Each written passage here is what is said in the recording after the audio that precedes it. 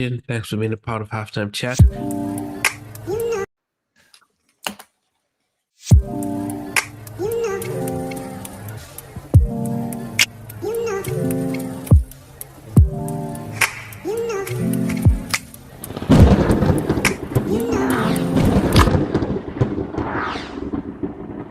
I hope that wasn't nervous energy there that just put the ending at the beginning and then almost forgot what I was doing. How are you guys doing this evening? All good, all good. Good evening, all. Good evening. Good evening, guys. Yeah, Good. We're good. I'm good. Excited for today. Of course. Yeah. This should be a good one. I would say that this was probably, and it definitely would be my hardest this hard far, because You say that every episode. Well, no, I mean, with every episode you get one album, you kind of can rank it around and stuff. You can't now. You've gone that three major albums on there had hits upon hits, and then to condense it to 6 songs, and then put them in order. This was torture. Well, this was a long overdue one. This because we've concentrated so much on Teddy and New Edition and all that back catalogue that we had to get these two amazing artists in. We had to. Yeah, definitely. As you guys come in, we welcome you, JHard72. Welcome, Amelia. Welcome, Mac. Welcome, BBet77. Welcome. Is it Claude? Welcome. Yes, welcome. This is truly a fun and difficult episode, but two legendary artists, two queens that we're excited to celebrate this evening. Karyn White and Pebbles. They make up some of our most memorable times as growing up. So we're going to go a little bit more into the albums, from Pebbles' debut album, then Karyn came next, and the back and forth, and both with the hey Derek, welcome Derek. Derek is Karyn's manager, so I'm sure Karyn might be popping in and as well. But yes, well, before we go into our music news, it'd be great just to talk about these two amazing women. VJ, I'll start with you. I mean, what can you say about Pebbles and Karyn White? These two artists meant a lot to me musically. I mean, if you think about Karyn White's debut album, I had it on cassette, and I absolutely annihilated that cassette. I played it so much. There's not a bad song on that first album, and not dissimilar with Pebbles' first album as well. Both very, very good artists, and and all of us had a crush on them, both of them. If anybody says that they didn't, they are lying, because Karyn White and Pebbles were like, wow, these guys, they look that great and they sing like this, and they were the whole package. Both of them were like the whole package, and love both of them as artists. Fantastic back catalogue. Yeah, Stevie. I know. Again, it's a tale of two halves. Looking back, I was listening to Karyn White a lot more back then, probably because I've realised now. I feel that Warner Brothers, the label, seemed to promote, especially a first album in the UK, very heavily. I'm still going into record shops now, as I do on my channel. The vinyl search, terrible plug there. But every time I go into a record shop, I still see a Karyn White album. It's still there now. It's like you always look through the soul albums, the R&B albums. There's a Karyn White album there. Not much so a Pebbles album. I might see Single Girlfriend. Now that's all I remember from back then, and I don't know whether that's down to the way MCA as a label promote Pebbles. I'm just talking about the UK, not as a worldwide thing. But I remember seeing Pebbles' Girlfriend everywhere and hearing that everywhere, but not so much the albums. Whereas Karyn White got heavily promoted on that first album here. So I think I got more into Pebbles later on into the 90s, believe it or not, on a third album. Wow. You know, that single dropped, Are You Ready, just at the time blew me away when it came out. So I think now I listen to Pebbles more, probably because I didn't much back then, but I listened to Karyn White a lot more back then than what I do now. But I'm excited for this episode. We've had to pick 12 tracks.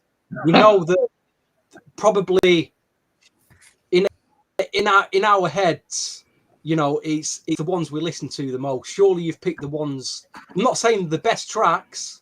My 12 isn't like the best 12 of these two. It's just the ones that I listen to the most, you know, and feel the most. So it's going to be interesting, really interesting. Okay. Night, Andrew. This was officially the hardest I've ever experienced on this podcast. We've been doing it for over a year now. And my God, there were some seriously blasphemous, painful omissions that, like, how could this track not make my list? But it didn't. So there's going to be a lot of, what's the word? Gosh, I forgot the word right now because I'm so excited for this episode. But like, you know, just kind of explaining away like why the list went this way or that way. A lot of surprises. I mean, like DJ said, I mean, man, I had crushes on both of them big time. Now, mind you, I was like 12, 13, 14. So I was just starting to like, especially around 12, 13, you start to go from, ooh, girls, cooties to like, girls are awesome, right? And so for me, open, now I'm seeing that sweet secret Rendezvous video and I'm like, good Lord, right? And then you see Pebbles and there's so many memories from just middle school from these artists. So, man, the catalog of good material is deep.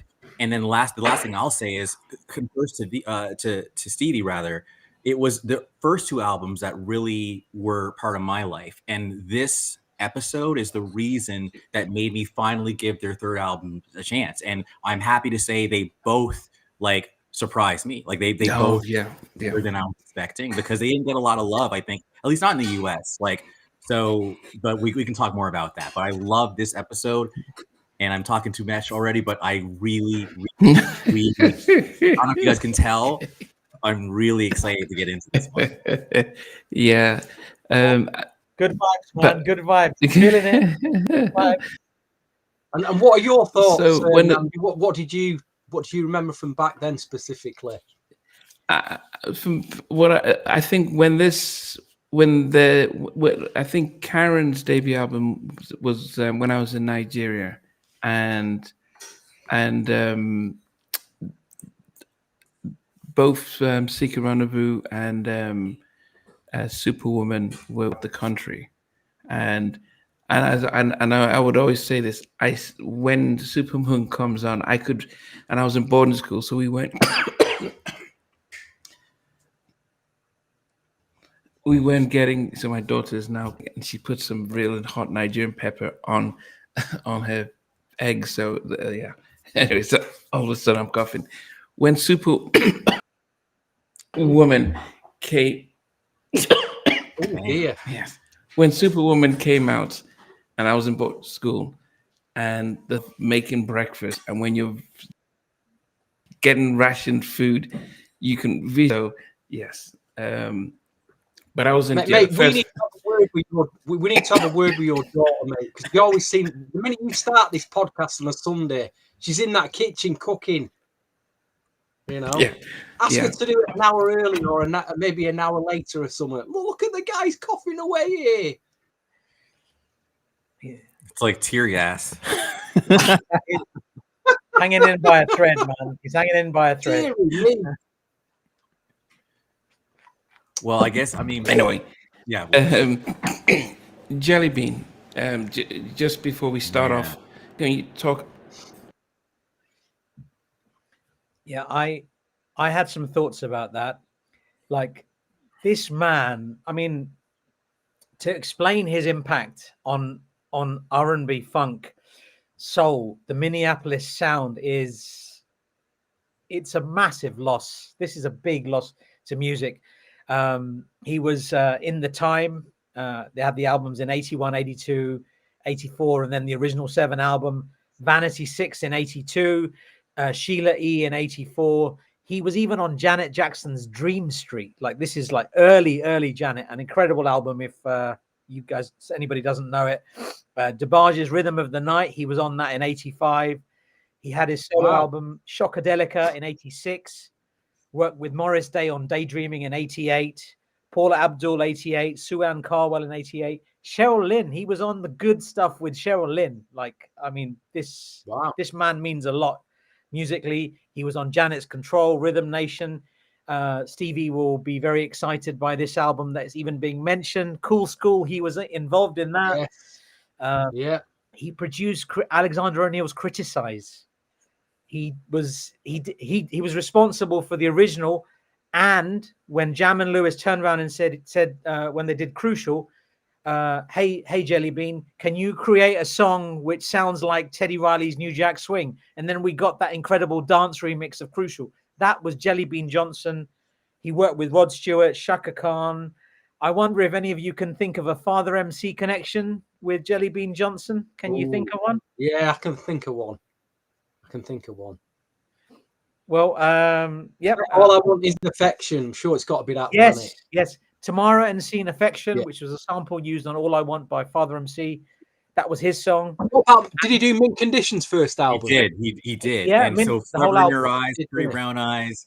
So a lot of my favorites, Crucial, if you guys, I'm a New Edition guy, right? So Crucial, that's legitimately probably like my number 2 favorite New Edition song, if you're counting the remix. So anyway, I just wanted to throw that in there. But then Forever in Your Eyes and Pretty Brown Eyes are also among my favorites of Mint Condition, and Forever in Your Eyes in particular, I think is super underrated. But anyway, just had to jump in there, man. But you're doing amazing, Veej, with your breakdown. Your knowledge is sick. Both of y'all's knowledge is sick. So we've lost the host. I'm sure he'll be back in a moment.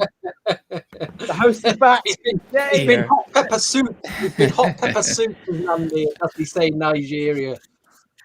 Oh, yeah, I saw this connection with Karyn because Karyn was part of the Jam and Lewis family, and so she was up in Minneapolis and stuff. And I saw a post by his wife this afternoon, picture taken with him 3 days ago. Yeah, when they went to see a show.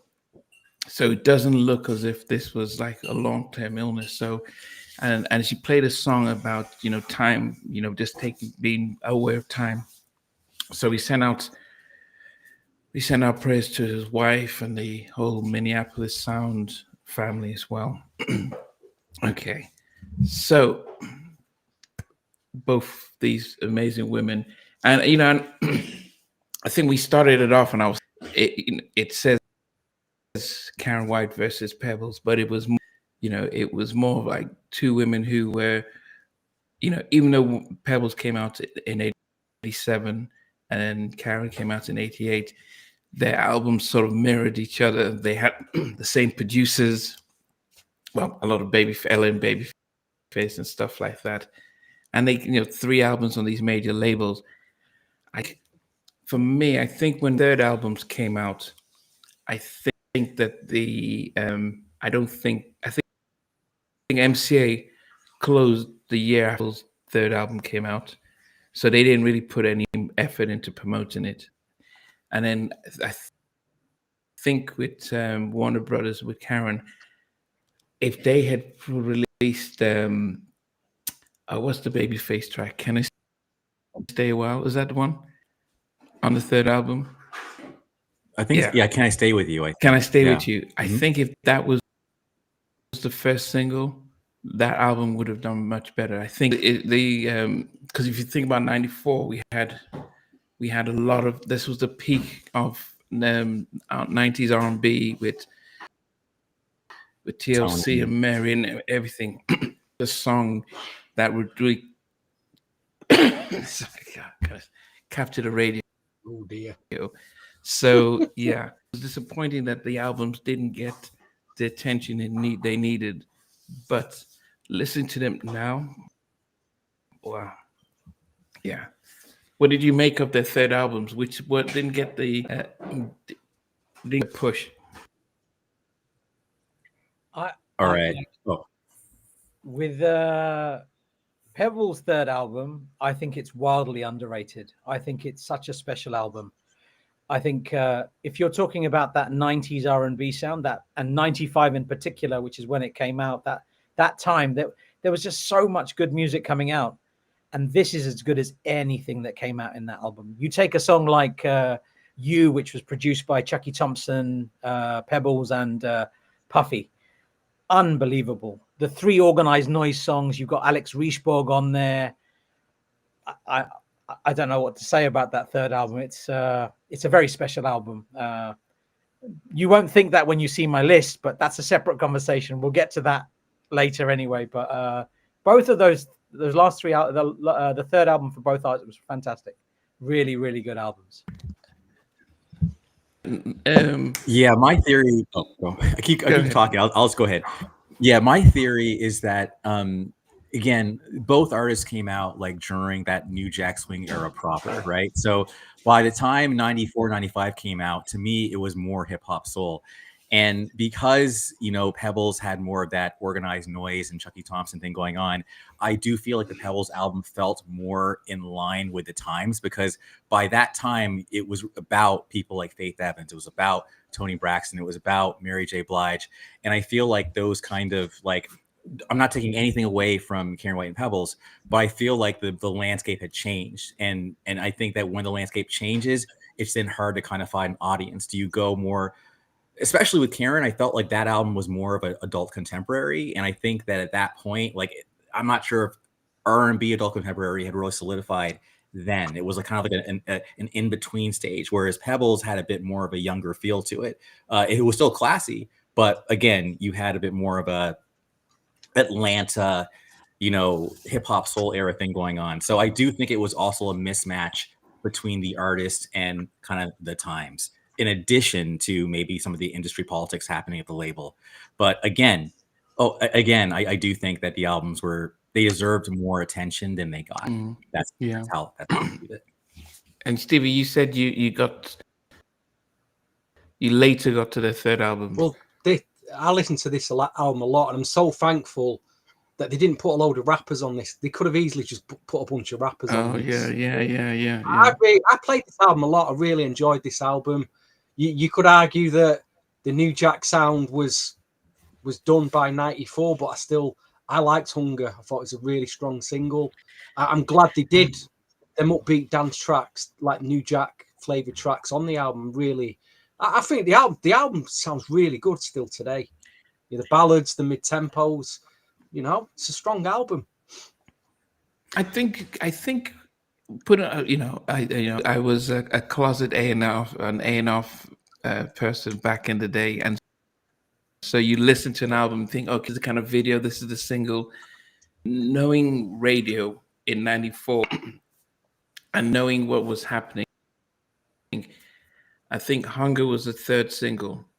That's when I thought the Babyface, because he ruled he was doing his getting ready for Waiting to Exhale. He said, if I was at Warner Brothers, I would say the reunion that we were waiting for since 1988, Babyface and Karyn White return, and then Can I Stay with Can I Stay with You comes out, and it would have been a slow burner, and it would have just really have gotten everyone's attention.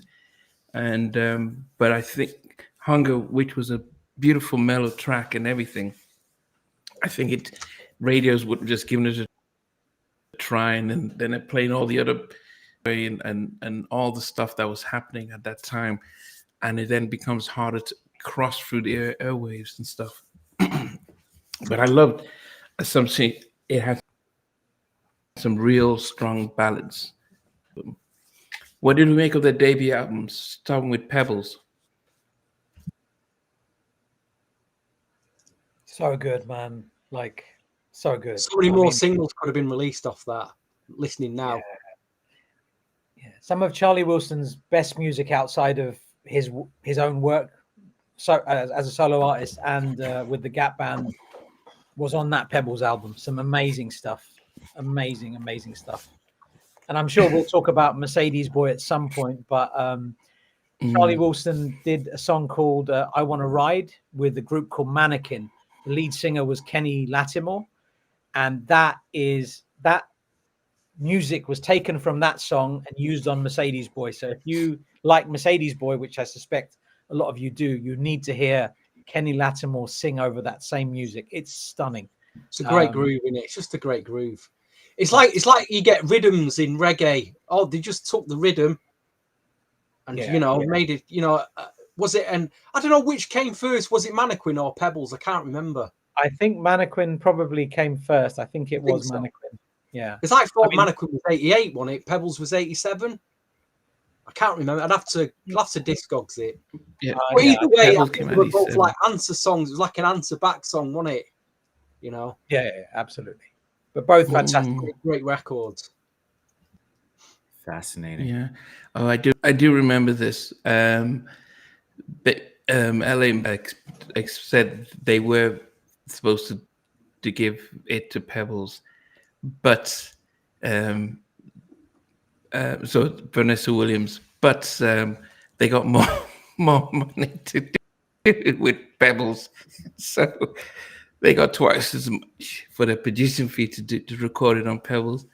Babyface, when he did his Questlove interview, he said that was it L.A. Reid? I can't remember. One of them going there, and then whoever Pebbles was with at the time doubled the rate. They're like, okay, sure, we'll give you the track, and the rest was history. That reminds me of a thought that I had about just artists doing different songs, and to me, like "Knocked Out" by Paula Abdul, I think could have easily been done by Pebbles too. I think she would have sounded really good on that one, possibly even better. So yeah, I just want to throw that out. So many good songs. Vanessa Williams didn't get Girlfriend, but she came out with The Right Stuff, which was a brilliant track. And there was so many good songs floating around there. So to do, there was probably tape cassette demos going around all these artists to choose songs from, and just luckily a lot of them came out. A lot, we're lucky to hear them. Really, Veej, you're going to say something, right? Yeah, he brought a book out. I was going to say, you mentioned Vanessa Williams there. Chucky Booker and Kipper Jones were musicians on that song, The Right Stuff, and they're all over that album. But I was going to say, there's a chapter in this called Girlfriend. It's L.A. Reid's book, Sing to Me. Andrew recommended it, I believe. I think you did. Yes. Brilliant book. And in that, it says about Girlfriend, Vanessa Williams refused to work with LA and Babyface after the song magically appeared with Pebbles. But I think in this, it says that L.A. Reid was trying to impress Pebbles. Like this was the beginning of their courtship. Yeah. Yeah, I think I saw a clip of L.A. Reid doing talking to BLS and saying every little step. I can't sleep at night, toss and turn, waiting for the call. When about Pebbles, couldn't imagine that she would even consider going out with him. So that was sort of the part on there. The other big thing was success of Karyn's debut album.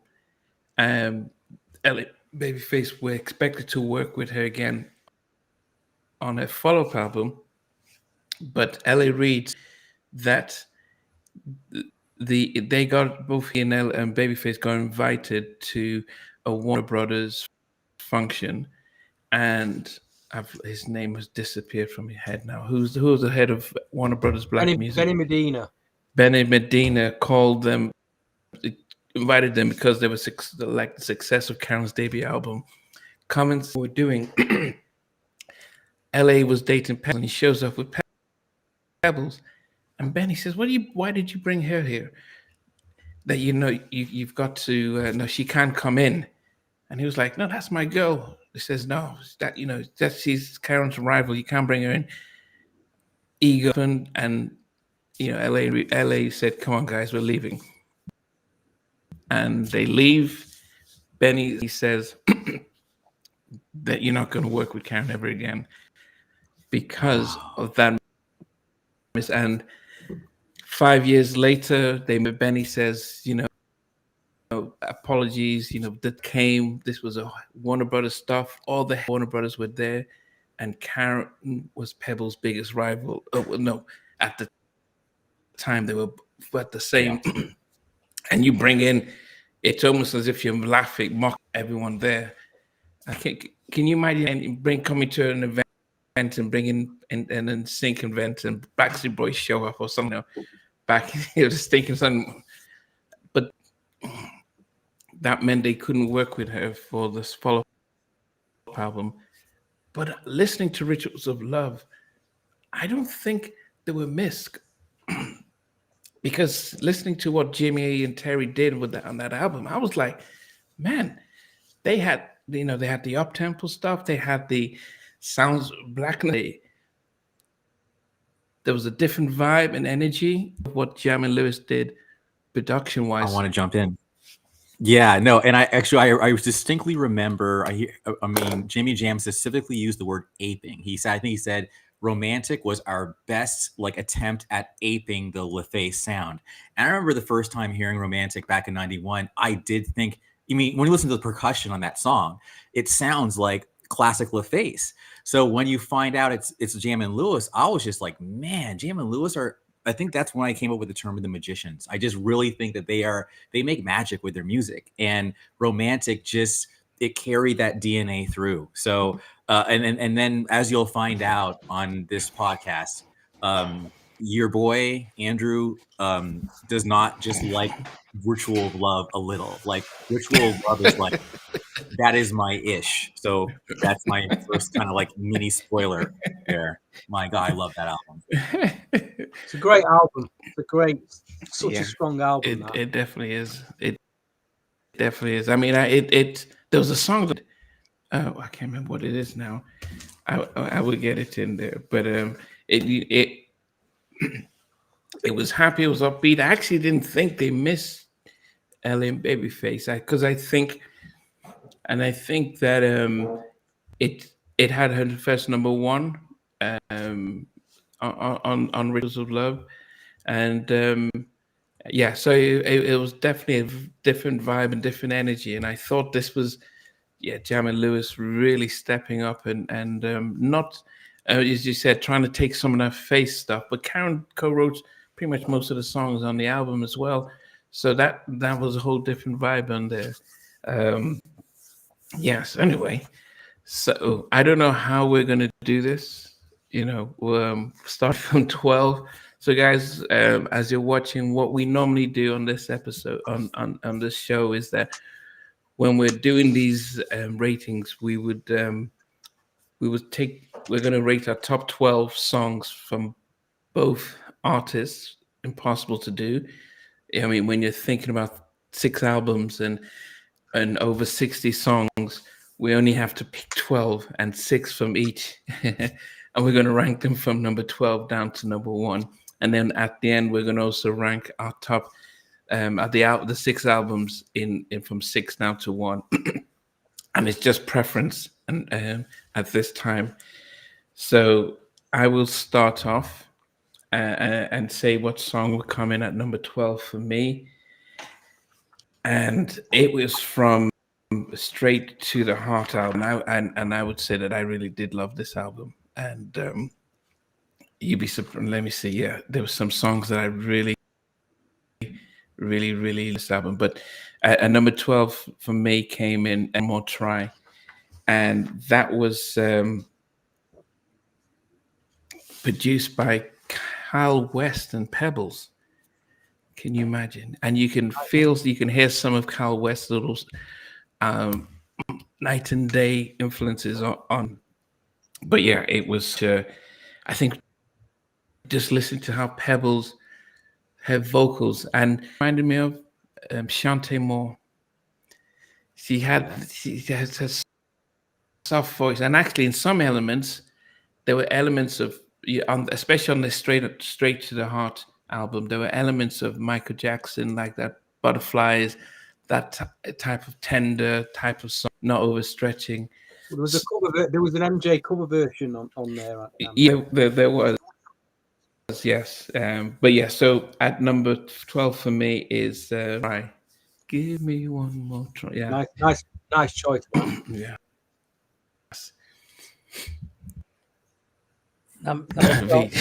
Number 12 for me was off Pebbles' first album.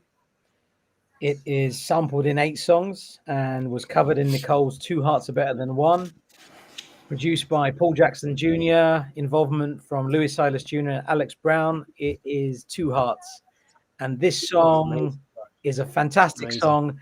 It's an ode to an older style, because this was kind of like the cusp and music was changing. The sound was changing, and Two Hearts sounds like an ode to yesteryear. So it sounds like something that could have been made in 86 or 85. But it's a fantastic song, and I think it's I love it. Two Hearts, that's my number 12. That could have been a single easy for me. Imagine an extended mix of that. Oh, I would have loved to hear an instrumental of that. Oh my god, very nice. It would have been great. It's a lovely song, and Louis Silas Jr. as well, and Paul Jackson Jr. together. That's a killer combo. Yeah, I mean, it's interesting because I picked, and I'm sure you're the same, VJ. We picked 12 tracks, but I'm sure I could have picked another 12 here as like a playlist.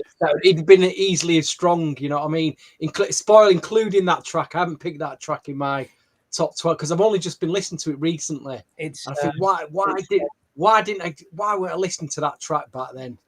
Absolute killer track. I think you could create 2 or 3 top 12s. I think there's so much good music between these 6 albums. I mean, and it's not about hits; it's about the quality of the tracks itself. Someone mentioned there's not enough hits. Well, so what? I mean, you know, these quality album tracks that we're talking about here that could have been released as singles, or the labels could have done something with. But I'll get to my number 12, and I've gone with something that I did mention about 5 minutes ago, and that was the track from Pebbles that launched a 3rd album. And I've gone with the Mario mix. Was it? I think it was included at I know it's on the digital version. I'm not sure if they included it at the end of the CD. I'd have to dig my CD out. But the Mario mix of Are You Ready? I just think for 95, it was just so bang on. It's such a sophisticated R&B club track, that for me. That mix, the way it came out, it dropped. And for those that have maybe forgotten about Pebbles, it was like she was bang right there again. It's like, whoa, she's here again. And you know, you heard that. And the thing about that song is the little ad-libbing by Mario Winans is just it's stratospheric. He sounds incredible on that song. So he adds a lot to that song. And Namdi, you're always giving me a hard time about remixes. Do you want to say anything to Stevie? I'm just saying. In fact, I mean, there's another thing I want to add. We keep hearing stories about Pebbles from other people. What I really want to hear now is Pebbles' own story. We keep hearing Pebbles this happened, that happened. I'd love to hear Pebbles come out of Pebbles' mouth for all the backlash she's received over the years. So it's like, come on, I just want to hear her story. I mean, I would say that I've interviewed Tim and Bob, as well as Mark Nelson and Tony Rich, and they all credit Pebbles for their career. So Mario Winans was the first person in her camp, and she told them about, and she got them out, and they also mentioned. And Tim and Bob mentioned, we've got our guy, Mario Winans. He played some stuff on the phone, and she flew him out the next day. And so I think there are 2 sides. Those who work directly with her would have a very different story.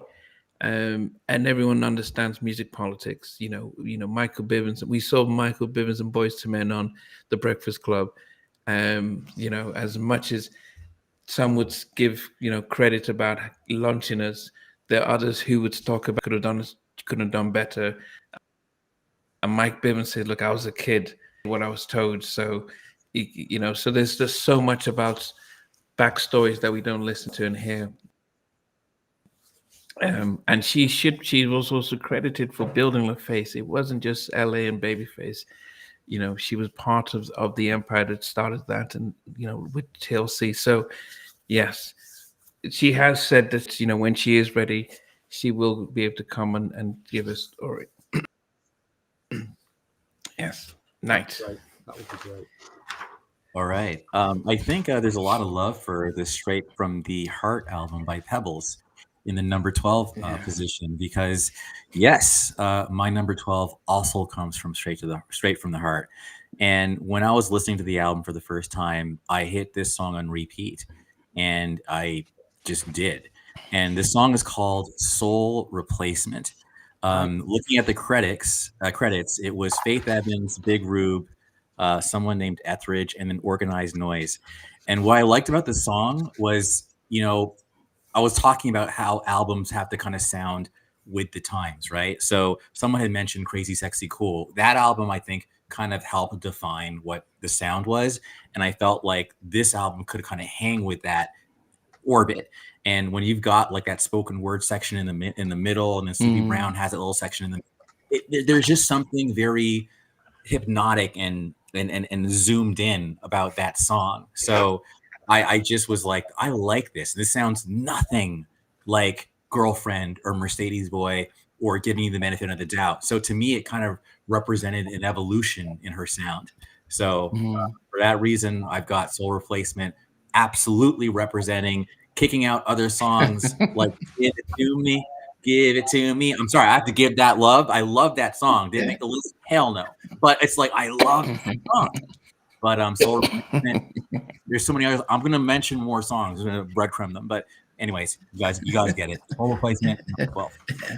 And that's an Organized Noise song. There are 3 absolute gems by Organized Noise on there. And I was just talking about this yesterday to one of my friends, Claude, who's on this podcast, listening to this podcast now. Happy, I think, could have been a song for Michael Jackson. It's so good. Yeah. Yeah. There was a number of tracks that you'd hear and think Michael, and that's what I said. Yeah. There was there's a track that connects both Karyn White and Pebbles. Does anyone know what track that is? Was it a Babyface track? Yes. Oh wait, was Pebbles, was one of them singing backgrounds and the other? I think that's probably what it was, right? Yeah. All right. All right. Well, I get half credit for that. Because I was thinking, was it Superwoman? It is Pebbles' "Say a Prayer for Me." Okay. Wow. Yeah. So you have Karyn White singing. You can hear Karyn White and Johnny Gill singing backbone, and then Babyface. And so I put it in the little ad because I'm listening to this and I can hear Babyface first, then I can hear Karyn, then Johnny comes in, say a prayer for me. Yeah. Yep. And I'm sure this was a time when, I mean, it just, you know, the whole history of what was going on, and Darryl Simmons touched on this, was that when they were working, Johnny was everywhere, and so was Karyn. They loved Karyn doing backgrounds on Johnny's stuff and stuff they were doing. Okay, come on, Karyn, come and do some of this stuff, because she was really powerful vocally. And so this was an evidence of a song they probably did when they were around the time they were doing Karyn's album, and they just said, you know, the backgrounds on that. So it was just a family that they were all together. So there's no rivalry. There's not like, yeah. Okay, number 11 for me. Oh goodness, I don't know how this is at number 11. But this is from Karyn's. This is from her. What's it? This is from her second album, and it was one of those Jam and Lewis kind of upbeat tracks that it gave me optimistic kind of vibes, but that really powerful stuff, and it was Love That's. I knew it. I love that song. Sorry, I knew it. Sorry, I just knew it. Sorry. It breaks the desk there. And he breaks his tape. I don't know why it's not high. I just pull out with the it was just so. Yeah, I'm feeling so happy, and I'm listening. Oh, why didn't they do a video? Man, it was just and that's when I was thinking. I don't think she needed LA and Babyface on this album because they gave a different vibe, and the energy was different. It was positive, and yeah. So I loved that song. Oh, yeah. It was harder for me because as I said, I was able to put my 6 Karens in order, and I was like, how do I fix it in there? But that was just took it, with the production that never me. Yeah. So that's number 11 for me. Okay. Wow. My number 11 is off Pebbles, Straight from the Heart. It's my only inclusion from the 1995 album. And this is the thing with this list. There's just so many songs here. Yes. So I don't think it's an indictment on the quality of the music, because I could pick 3 more lists with top 12s. There's 36 songs here, which are all worthy of a top list. It's that good, the music by both of these ladies. But I have to clarify that because I feel bad because there's no more. So you've only picked one track from this album. I could only pick one. I hope it's the one I'm thinking is V. I'll be very, very disappointed if it isn't. I would, if I was going to pick another song, it would have been You, possibly. Might have been Happy. But I've gone with the Mario Winans Are You Ready? And I had to. And I wanted to also say that Mario Winans is like Babyface. He's a master musician and an incredible background vocalist. And the way he makes a whole song come together, it feels very full when it's a Mario Winans production or a Babyface production. So I can see why Pebbles was able to spot talent the way she did. I mean, Mario Winans was recording music in 1990. He did some track with his mum, Vicky Winans, who is... there's a remix with R. Kelly. He's done some other stuff, but this was when he was really starting to come through as a producer. Are You Ready? 1995. I remember when this single came out. Amazing. Yeah. Amazing. Wow. I had to put the comments in because the comments are just are really interesting. So I wanted everyone to see because we could see all the comments, but I wanted everyone else to be able to see that as you're commenting, we're all seeing everything. So that's why I've had to put it in there. Steve. I picked a track from Karyn's second album, which was heavy in rotation back then. Not the CD, the album. I bought the vinyl album first, believe it or not. And it's, it's on a vinyl album now. These, anything from 1990 onward, in terms of like R&B, swing, the prices are going up. So this vinyl album now, you're talking £15 and above for a good condition, cost 15, 20, £25. So if you see one, grab one. But I've gone for, and this might surprise a lot of you, there's a track produced by Lainey Stewart on this album. And it's, at the time, I was really into like Quiet Storm, grooved out, like sexual, mid-tempo with ballads. And she did a track called How I Want You. And You want to get in the mood, girl. You know what I mean? You want to get in the mood, and you want to, have let's just say an interesting evening. A bit of aerobics, going on.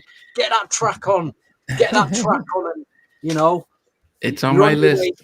You're on your way. You know me, I love a ballad. It is on my list. So. This had a bit of a groove. It had a bit of a doom. Yeah. Yes. Doom. Yeah. Goodness. As I said, I'm listening to some again, and I'm thinking, okay, it didn't have on the R&B side the Superwoman, but I think the difference was when the debut album came out, it was a breakthrough time, and LA and Babyface sound was rich. But I think anyway, we're going to rank the albums at the end, so I'm not going to say too much. Night. All right. Really quickly, both love that's mine and How I Want You did not make my lists, and that's what I mean Wow. by blasphemy. That's why this hurt me, because you can see my enthusiasm for both those songs. They're not even in the top 12. So that's why I'm just saying these, y'all, like, I think we knew they were dope. We did, but we just didn't realize how dope. So I hope that everyone who hears this realizes, like, also has the same kind of, you know what, they're even doper than we realized. So that said, here is my first, I remember the word now, disclaimer. And because I'm about to drop a track and I think a card might be thrown. But at number 11, it's a Pebbles track and it's automotively related. And dude, at number 11 is Mercedes Boy. So I'm now gonna duck the tomatoes, maybe. But this list is all about our personal taste, right? But yeah, Mercedes Boy is making a very early entrance at number 11. That's Well, it. at least you put it in there. Yeah, I didn't. I feel better. Wow. Yeah, okay. Because for me, the self-titled album was I did prefer that. At number 10 for me is from her self-titled sophomore album. It's Give Me the Benefits, and I didn't realize that was Pebbles because it was massive in Nigeria when it came out. I can still remember when I hear the song. I can still get flashbacks huge. when that came out, and I'm like, oh my goodness. It was it was such a massive song, and that's what I was saying, that at the time I was in Nigeria, ballads weren't as appreciated. Africans, we want something fast in the drums, so all these up-tempo songs were really really appreciated. So this was a nice comeback for her. So number 10, Giving You the Benefit. Before we move on, I gotta jump on that really quick. Giving You the Benefit was so huge. Now picture this. I lived in Atlanta, Canada. Demographically speaking, think Hawkins, Indiana, Stranger Things. So yes, I was like the only black kid in the school, right? Now, our gym teacher, the female gym teacher, she had like a mullet, okay? She was definitely more of a rocker type, right? But she was obsessed with the Always album. So we'd always like run around the gym to Giving You the Benefit. I'm just telling y'all, like, that is how massive that song was, that it crossed over to like the rocker set. Like, so in Atlantic Canada, which was like there was no black radio out there. So anyway, that's it. I'm sure. Oh my goodness. Oh goodness me. Go ahead. My number 10, it's 3 Pebbles tracks in a row. This is off her 1987 album. This is sampled in one song. It's produced by Charlie Wilson, and this version is fantastic. The song is Do Me Right. It's my number 10. But the version of this is the 12-inch version, which is remixed by LA and Babyface. And when you can hear Pebbles, Charlie Wilson, and Babyface doing the ad-libbing, oh my God, it's too much. It's just too much. That remix is just perfection. Do Me Right the remix is just insane. Album version, stunning in and of itself. Charlie Wilson production. Do Me Right is my number 10. What's interesting is that you've already played your first 3 Pebbles cards here, VJ. Used them up. Wow. I've got 3 more. I've got 3 more. You've got 3 more. Let's see where they make it. Let's see where you place them. Stevie, what about you? Well, I'm gonna use my second Karyn White card here. I'm sticking with this album, and I'm specifically going to mention the producers Christopher Troy and Zach Harmon. I loved their New Jack sound back then. All these little production camps had their own like New Jack sound, and I just wanted to highlight their little sound. It was a very upbeat, made you really feel good. The track I picked was actually a single, was The Way I Feel About You. I always play that record. It's a real big favorite of mine, that, and it's made my number 10. So played my second Karyn White card. Really strong single. It does kind of. It's very similar to one of the big singles on the first album. I think it was the second. The way that. So yeah, I've gone with that anyway. Yeah, that made my top 20. You know, like not top 20, my top 10.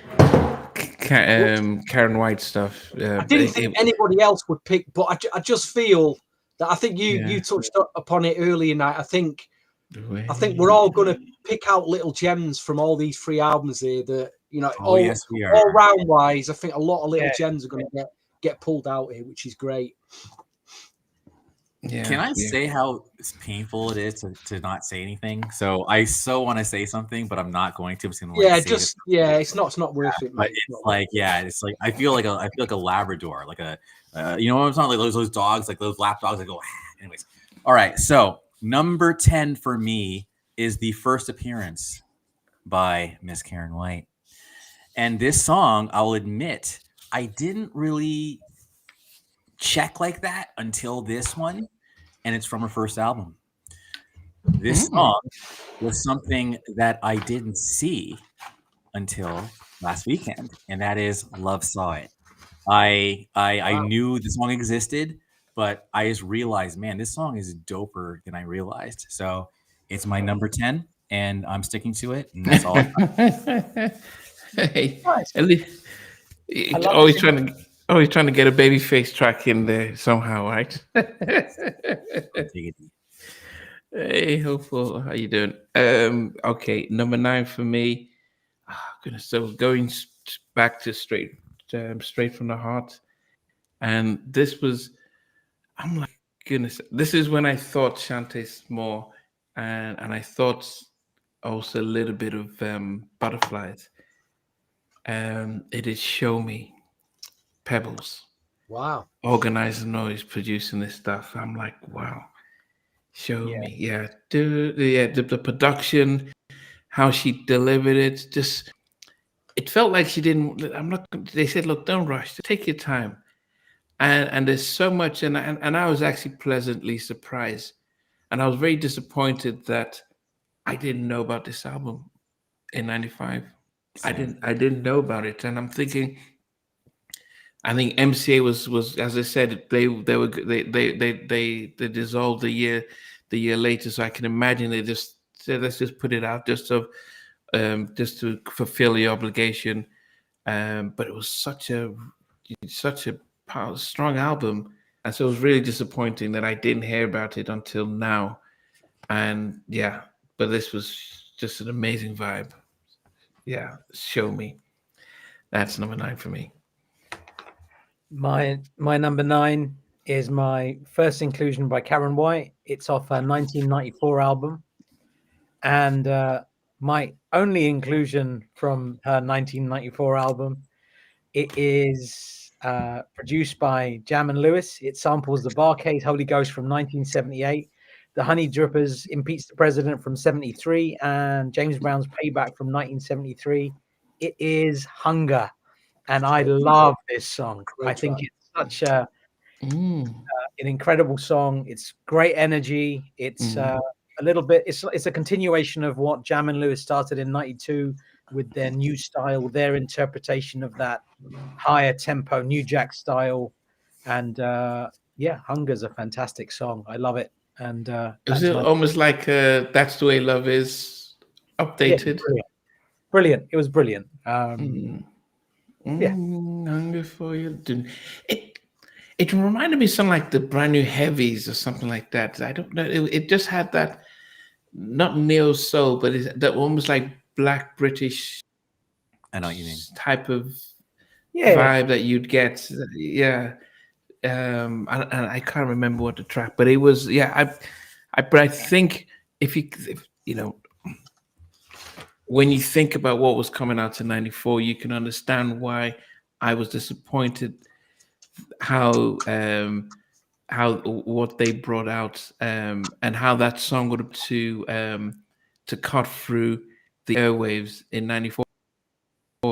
If My Life, Boys to Men's 2 came out in '94, Crazy Sexy Cool, Aaliyah's, Zhané, Brandy's debut album, Blackstreet, Above the Rim, Keith Sweat's Get Up on It, Anita Baker's Rhythm of Love, Madonna's Bedtime Story, Love Supreme by Shantae, 21 Ways by Shanice, so Sade's Best of Sade. So I'm just listening to a few of Changing Faces, Elder Behind the Soul. So this is just a few of the Functified by Mario, Melvin Wine, Love by. So just to say that even as the Ex-Girlfriend came out, it's a woman thing. So when you think about just a handful of songs, the albums that were popping at that time, you needed to really cut through black radio. And this is when program directors could control it, not like now. It was really, you needed a vibe. And because Babyface was ruling, I think doing a Babyface track would have gone, oh, this is a new Babyface track. He's just on I'll Make Love to You. And Red Light Special. Let's just play it. You could do what P. Diddy did and send one of his interns to the radio station with a suitcase with $150,000 in and go on the CD promo and go, play that all week for us, please. Just A-list that. And it seemed to work a treat back then in the mid-90s. You know what I mean? Bit of the old payola. But I'm the list of albums that came out. Not many Warner Brothers. I mean, Atlantic was still doing their thing with, say, Intro and maybe In Vogue and they went. Warner Brothers wasn't good with black music around, and so that's probably that didn't have their eye to the ball. So Universal and BMG, Arista knew how to play the radio game much better. So that was just my thing. I don't know. I mean, lovely track though. Tevin Campbell was 94. Can We Talk? It's one of the biggest R&B tracks of that year. Yeah, but as I said, a Babyface track. Yeah, big should have used a Babyface track. It's so funny you mentioned everyone. But Tevin Campbell was talking about how that album, I'm Ready, didn't even get its full push because Prince was at war with Warner Brothers at that time, and Prince had done a couple of tracks on that album. So even that tainted the album for Tevin. So so it's funny how all three tracks on I'm Ready were the Face ones. And this is where I get a chance to say that one of the songs that Karyn did, Can I Stay With You, totally has Always in My Heart Aftershocks. If you listen to the tracks, they actually sound somewhat similar. So anyway, all this is making a lot of sense. I follow it. Politics is real. Yeah. Wow. Yeah, that's why I said if you had come out with that, Go ahead, Reed. And I was going to say, Bashir, Weakness is the song that I would have gone with if I didn't go for Hungah. Weakness, very similar kind of production styles, but I went with the big single there. And Dallas Nightlife 7787. I agree with you. At the time, Hungah did not resonate with me, but over time, I realized that I was overly critical about songs back then because we were spoiled. Hungah is great. If I listen to Hungah now, it sounds amazing. Yeah, it is. If I listen to some of the shit that's on the radio, I don't think so, man. So Hungah's amazing. It's amazing. So I agree with you. Yeah. So most people understand a Warner Brothers in the funk so it really made a massive difference. That's why I said they did the Babyface tracks. It would have opened doors. Stevie. Yes, Stevie. I think number nine we're on, aren't we? Yes. Number 9? Yeah. I'm going to give a big shout to my new Jack Swing buddy who I attend the new Jack Swing parties with in Birmingham. This is actually his favourite song from Pebbles. And I was umming and ahhing out of the two big singles from Pebbles' debut album, which to include. Girlfriend didn't make my list. Wow. Gosh, how was Girlfriend not made my list? But I've just gone for the more grooved out Mercedes Boy, just to kill a groove. I can't. That groove has just stayed with me. And I like the way Pebbles also, she sings a little word. When she sings at the end of it, she does this ooh like that. I love the way she phrases it. You hear a lot in Girlfriend actually, and she does it on a few of the tracks. She has this little She goes, ooh, like that. He's like, ooh, I can't do it because I can't sing. But if Pebbles is watching, she knows what I'm talking about anyway. I love it when she does that. But anyway, Mercedes Boy, great. What a groove. What a groove. Great pop R&B song, that. And it's my number 9. Thank you very much. I'm taking the mic. All right. So I love the way Pebble says, with me, and that song. Oh, anyways, I'm gonna calm down. All right. So number 9 for me is another Karyn White track.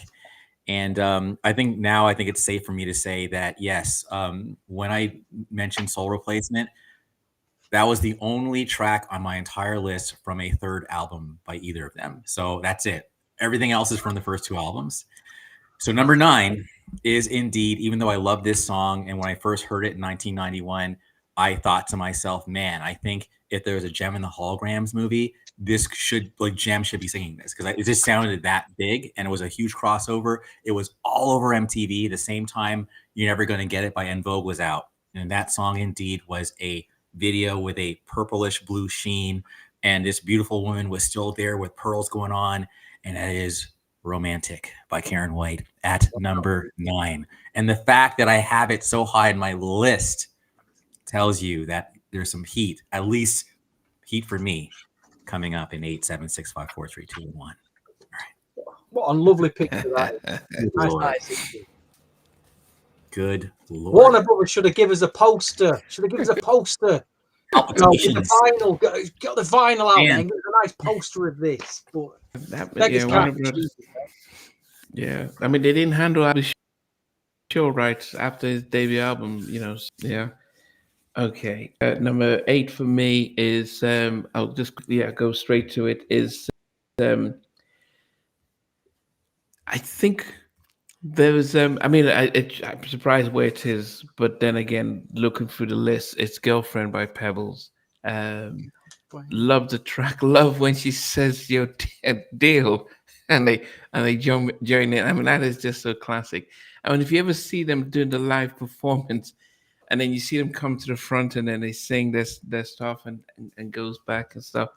I didn't understand the timing, because I thought LA and Babyface had moved on, but then the fact that they featured a deal on Girlfriend, I didn't understand timing, and how Dick Griffin didn't get half the publishing on that. But anyway, beautiful track, beautiful. It was one of the most popular songs for me. I preferred it to Giving It to You Benefits. Yeah, that's it. Reach. My number 8 is off Karyn White's 1988 album. And if there was ever an indication of how significant and how impactful Karyn White is or was, this song was sampled in at least 8 songs. It was sampled in Big Daddy Kane's Warm It Up, Kane. Drops the mic, see you later. That says everything you need to know. It was also sampled in Loki's The Shawanda Story. It's, of course, The Way You Love Me. And this single is an absolute gem. The mixes on this, what a song. Yeah. Karyn White sampled it with Big Daddy Kane sampled her. The end. She wins.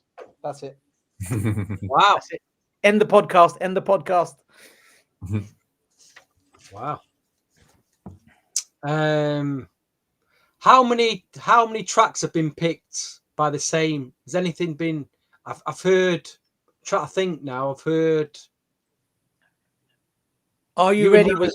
We both said, "Are you ready?" Yeah, and I'm sure Knight and you've picked.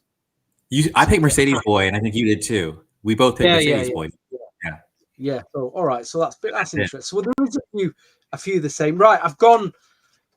I had 2 tracks in my top 12 from this album, but then I realised I've this one track from another album I didn't pick. So only one track, unfortunately, has made it from this album. And I played this a lot, but the track I've gone for, I'm going to mention the back some of the backroom staff they had at Jimmy. We talked about Jimmy Jam and Terry Lewis, but he mentions Lisa Keith on this, Steve Hodge. You know, they had so many people behind the scenes that did a lot of stuff for him. That what an incredible production unit. But the track I've gone for, the bass line starts at bum bum bum. Bum bum bum bum bum bum bum bum bum, then it kicks in. Oh, it kills me. Weakness. That's my. You maybe you're my weakness. That track. But, I still play that today. Kills me. Bum bum bum. That bass line. Fantastic track. Bum. It's a killer. Absolute killer. The song, it feels like it just keeps coming for you. You're my weakness, and she keeps saying it. The way you're my weakness. She's singing it with so much passion and vigor. It's like, oh man, so good. I'm surprised nobody sampled that bass line yet. Some rappers or something. It's just begging to be sampled. That. Yeah, weakness. Maybe your weakness. Yeah. Well, for me, okay, night. Sorry. Very good. This is where we enter now the completely subjective zone, which is now we're just picking our personal favorites, right? So this is a rando that I will say we have a little NJS Forever New York crew, and one of the New York crew picked this song, and I was really impressed or surprised, I should say, because I was like, this song is so random. But this song closes the absolute wonderful journey that is Ritual of Love, and that song is called Hard to Say Goodbye by Karyn White. Wow. I love that song, and the way it even ends, like no one to tell you, and a little why it's hard to say goodbye. Like it's just like it's so Jam and Lewis. It's just like I just love that track. So it absolutely is my number 8, and I just couldn't believe someone else picked it because there's so many tracks to choose from. So if anybody else likes that song, we're soulmates. I'm playing, but like I love that. I would love it if someone else picks that one. But anyways, that's my personal number 8. Wow. Okay. Great choice. Surprising. Yes. Very nice. For my number 7, I went from Karyn's third album. And just remind, she's come up with she's released another 3 or 4 albums since she left Warner Brothers, right? And she's coming up with a new single. So we'll stop doing some promotions in December.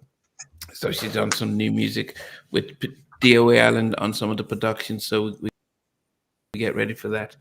However, at number 7, it is "Can I Stay With You." This was a song, was the reunion with Babyface, and I'm listening to it and I'm thinking, why didn't they come up with this?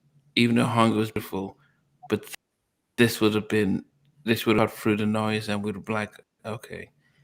And they would have pushed it heavily because you always put the money in your first single. That's where they put the video, that's where, through. Anyway, yeah. So that was, loved how she delivered it, and it was like her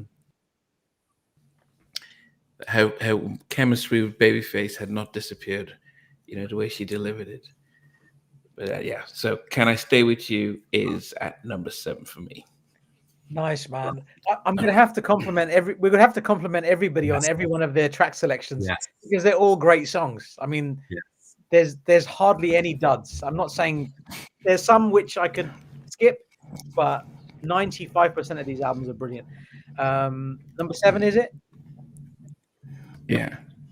My number 7 is from Karyn White's 1988 album. And out of all of these albums, I don't think there is a more iconic song.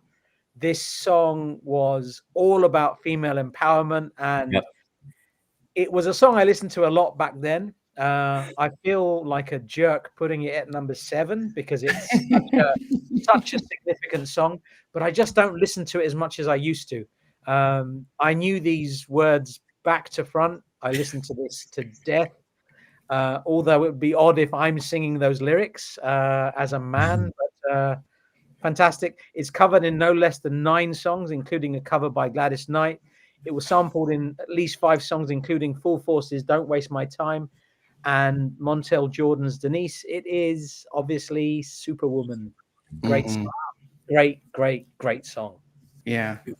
It's an anthem, it's a classic, and yes. It's an amazing story because God, she was just 22 when she was singing that. It doesn't make but when you're a kid, you're watching it and you heard the whole story and everything. I wondered. It reminded me of my mind in some ways because somehow it just reminds me when I think of those two songs. All right. I'm surprised. I'm kind of surprised you picked that. To be really honest. No, I had to. I loved that song back in the day. I know it's massive, but do you know why? And I said this on a Karyn White podcast. This is what I think about that. I think it's a woman's anthem. Can you really see men sat in the bedrooms playing that record? Yeah, I'm not your Superwoman. I'm just saying as a man, you know what I mean? I'm not your That's what I'm saying, dude. That's what I'm saying. If I was singing it, I'd feel a bit strange, man. If I was to sing that right now, I'd feel like a very. But I've got a story that's even super quick story that's even more awkward. So, Vij, you'll know who I'm talking about. There's a friend of mine who I'll call Saul, Tall Saul. You know what I'm talking about. And they're not together anymore. But at the time, him and his wife were at a karaoke bar. I was there too. It was the last song of the night. She got super drunk. Do you know what song she decided to sing to him in front of the entire effing bar? Yes, she sang Superwoman. It was so awkward. She's like, just pointing to him, tears streaming down her face, drunk as hell. And it was so awkward that even though that was supposed to be the last song, they're like, okay, Saul and Andrew, you want to do Poison again? So we had to end the night with another song so we could just close the bar. We went to a taco place afterwards. We made no mention of it. Like nothing happened. And then I said to Paul, you gonna be all right, man? He's like, yeah. Saul, you're gonna be all right, man. and it was. But anyway, so Superwoman is tainted because, I think the song can be weaponized. So anyway, it's a beautiful song. I get it. But Stevie, you do understand how impactful that song is. It's massive. It's beyond massive. It's a huge track. But I'm just saying, as a man, it's like there's certain songs that can I just put that song on, and sit there. I'm not looking at it from a gender perspective whatsoever. I'm just looking at it as a perfect song. That song. Yeah, but is it something you play all the time? That's what I'm saying to you. No, but that's why. In another years ago, because it was a massive track. No, years ago, no, not at all, Stevie. Years ago, it would have been maybe number 2 on my list or something like that. I listened to it a lot. What I'm saying is, I used to listen to it so much. I still listen to it, but a lot less. But that song, there was no way I was not putting Superwoman in my list. I had to put it in there. It has to be in there. I love vocally, it's incredible. It's an incredible track vocally. Yeah. Song aside, I just think the vocally is just oof. Yeah. And it is a strong woman's anthem because at the time you just didn't hear women singing songs like that, on the radio and the subjects of it, I think. But I'm sure we'll get back to this song. We'll get back to that song. I'm sure somebody else is going to pick that record. Anyway, number 8, staying with Karyn White, and look at this picture, guys. How hot does she look in this picture? I'd have loved a poster of that at the time as well to put on the wall when I was a teenager. But the track they've gone for, and I think this is, Jam and Lewis production wise made many masterpieces. I think this is very much because it weren't released as a single. I think this is an absolute soulful Jam and Lewis masterpiece, and I even took out another track from a third album to include. I had to include this one because it's so good. And Knight, you're on the money with what you said just previously. Hard to Say Goodbye. Yes. 7. My gosh, it's an absolute masterpiece. Yes. Jesus, what a track that is. Yes. It's just too good. That. It's just we're soulmates. We're soulmates. I just said if you pick that song, you're my soulmate. No, I love it. I love it. I love it. I love it. I love it. All right. So my The number orchestration, 7. the track, you know, everything about it. Oh. My bad. My number 7 is a return for Pebbles. She was locked out of 8, 9, and 10.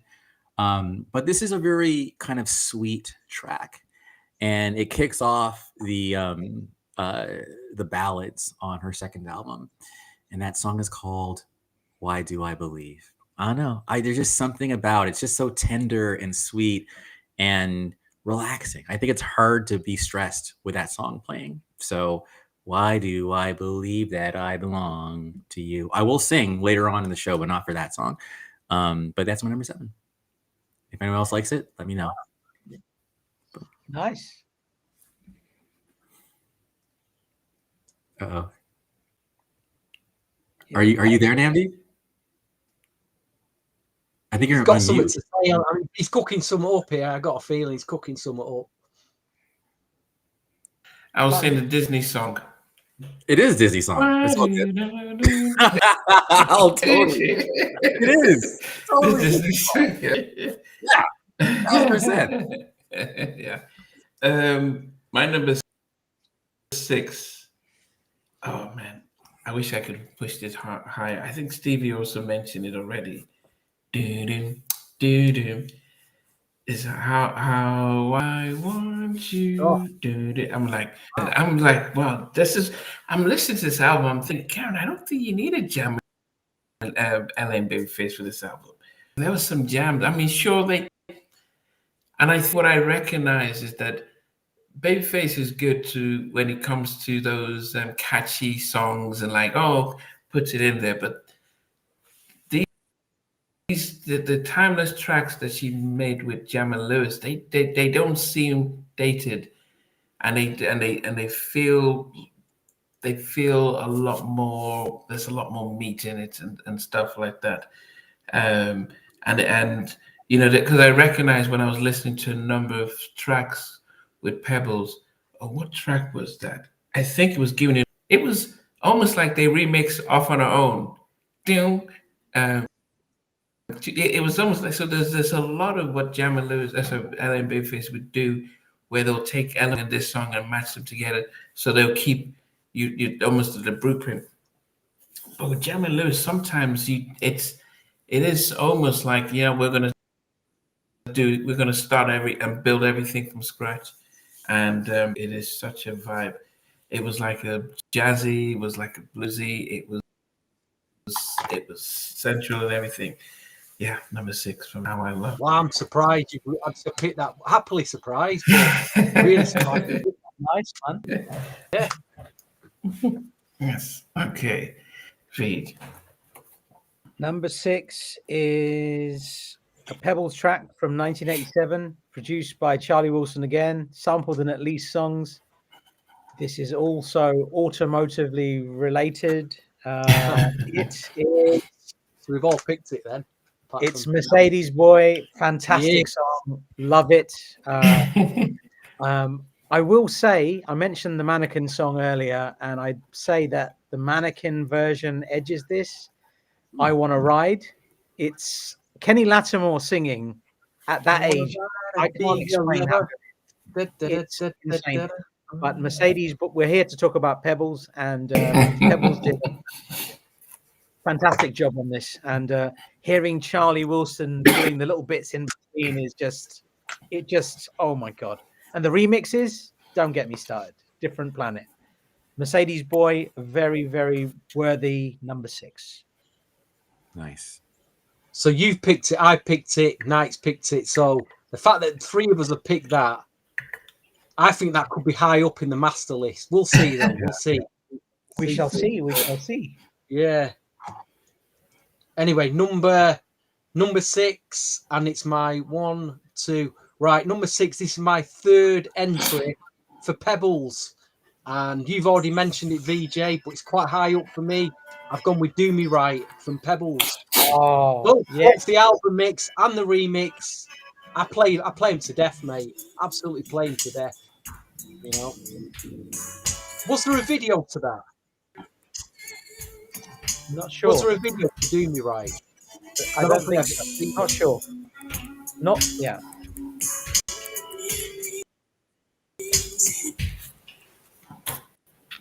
We can all hear you playing a song there, Namdi. I don't want you playing away there. No, it can't be me. Yeah, it wasn't me. We did. It was good. It was good. Whatever it was great, man. Lovely song. So what has happened? Oh, It was a switch. Yeah. Okay. Go ahead. Yeah, Do Me Right is brilliant choice, Stevie. And as I was saying earlier, the remix, the version with Babyface is just, I mean, it's so good. Charlie Wilson and Babyface on the same track, and Charlie Wilson production and an LA and Babyface remix. I mean, that's like a dream collabo, isn't it? That's like the dream single, isn't it? Do Me Right was absolutely it. Now that you've said it, I wish I'd put it higher in my list. It's so good. So at least it's in there. At least it's in there. I think there'll only be me and you pick that track though, but we shall see.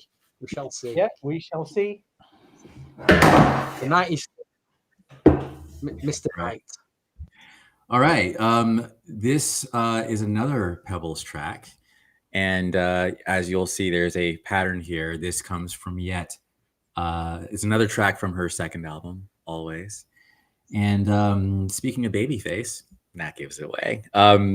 He's totally featured on this track. I remember seeing the video and thinking to myself, wow, this song makes like infidelity seem so like sweet. But anyway, don't play it mostly. But the song is called Love Makes Things Happen. And I think that lyrically, oh no, he does say you could be a married man with 2 good kids or a good woman, whatever, but it'll keep you into a spell. It'll spin your mind around like a carousel. Oh, anyway, Love Makes Things Happen is it's a beautiful song, even though it's kind of subject matter wise a little bit iffy. Number 6, Pebbles. You talk about subject matter. I just listened to Kelly Price remake of As We Lay. Oh God. I'm listening to it thinking, why are you taking to church with infidelity? It's like so. Yes. So I don't think Babyface was as bad as that, So Yes. yeah. Okay. Number 5 for me. Oh goodness. I think this is from Karyn's Make Him Do Right album, and it's the final song from that album to feature on my list. But it was such a powerful track that I was like, man. The first time I heard it, it just caught my attention. I'd rather be alone. And it is that sense of, if this is what you're me up to, I'd just rather be by myself. Video was like I Miss You, where it was about, the domestic abuse and stuff. But I listening to it without seeing the video and just thinking about, look, I'd rather be on my own than to be in a relationship that just gives me heartache. Beautifully sung, beautifully delivered, and as high up as number 5 from that album. So yes, that is not my number 5. My number 5 is from Pebbles' Always album from 1990. It's sampled in at least 4 songs. It's an LA and Babyface track. It is brilliant. It is a big club banger. I listen to this a lot. I don't know if you can see that. It's giving you the benefit all day long, every day. What a tune. I mean, the original, the edit, the instrumental, the extended version, the remix, any version of that song, I'm good. It is great. Giving you the benefit, that's my number 5. The Shep Pettibone mix. Exactly. Solid. My number 5 is my 5th entry from Karyn White. So I've only got one more card to play. And I've gone to the first album. And I've gone for a track that it rips me guts out when I listen to this. It's got a guitar Let me just say the guitars, because it is a really important part of the track. The guitar at the beginning of it, from Donald Griffin, is the guitar player. It's produced by Steve Harvey, and it's the mid-tempo-y, slow jammy track, Slow Down. Oh my gosh. Slow down. Oh my gosh, he killed me that Yeah. track. Absolutely killed me. Good one. I don't know how many people thought it was the comedian who did the production on that, but Yeah. Definite another Yeah, okay. quiet storm burner that you can play late night at radio. The guitar, the guitar. Oh, jeez, killer track, killer. Number 5 though, and I've only got one Karyn White track to pick now, so we'll wow. see. So Pebbles is high up on your. Okay. Wow. That's interesting. Yeah. That is Wow, interesting. yeah. Right. Go ahead, Knight.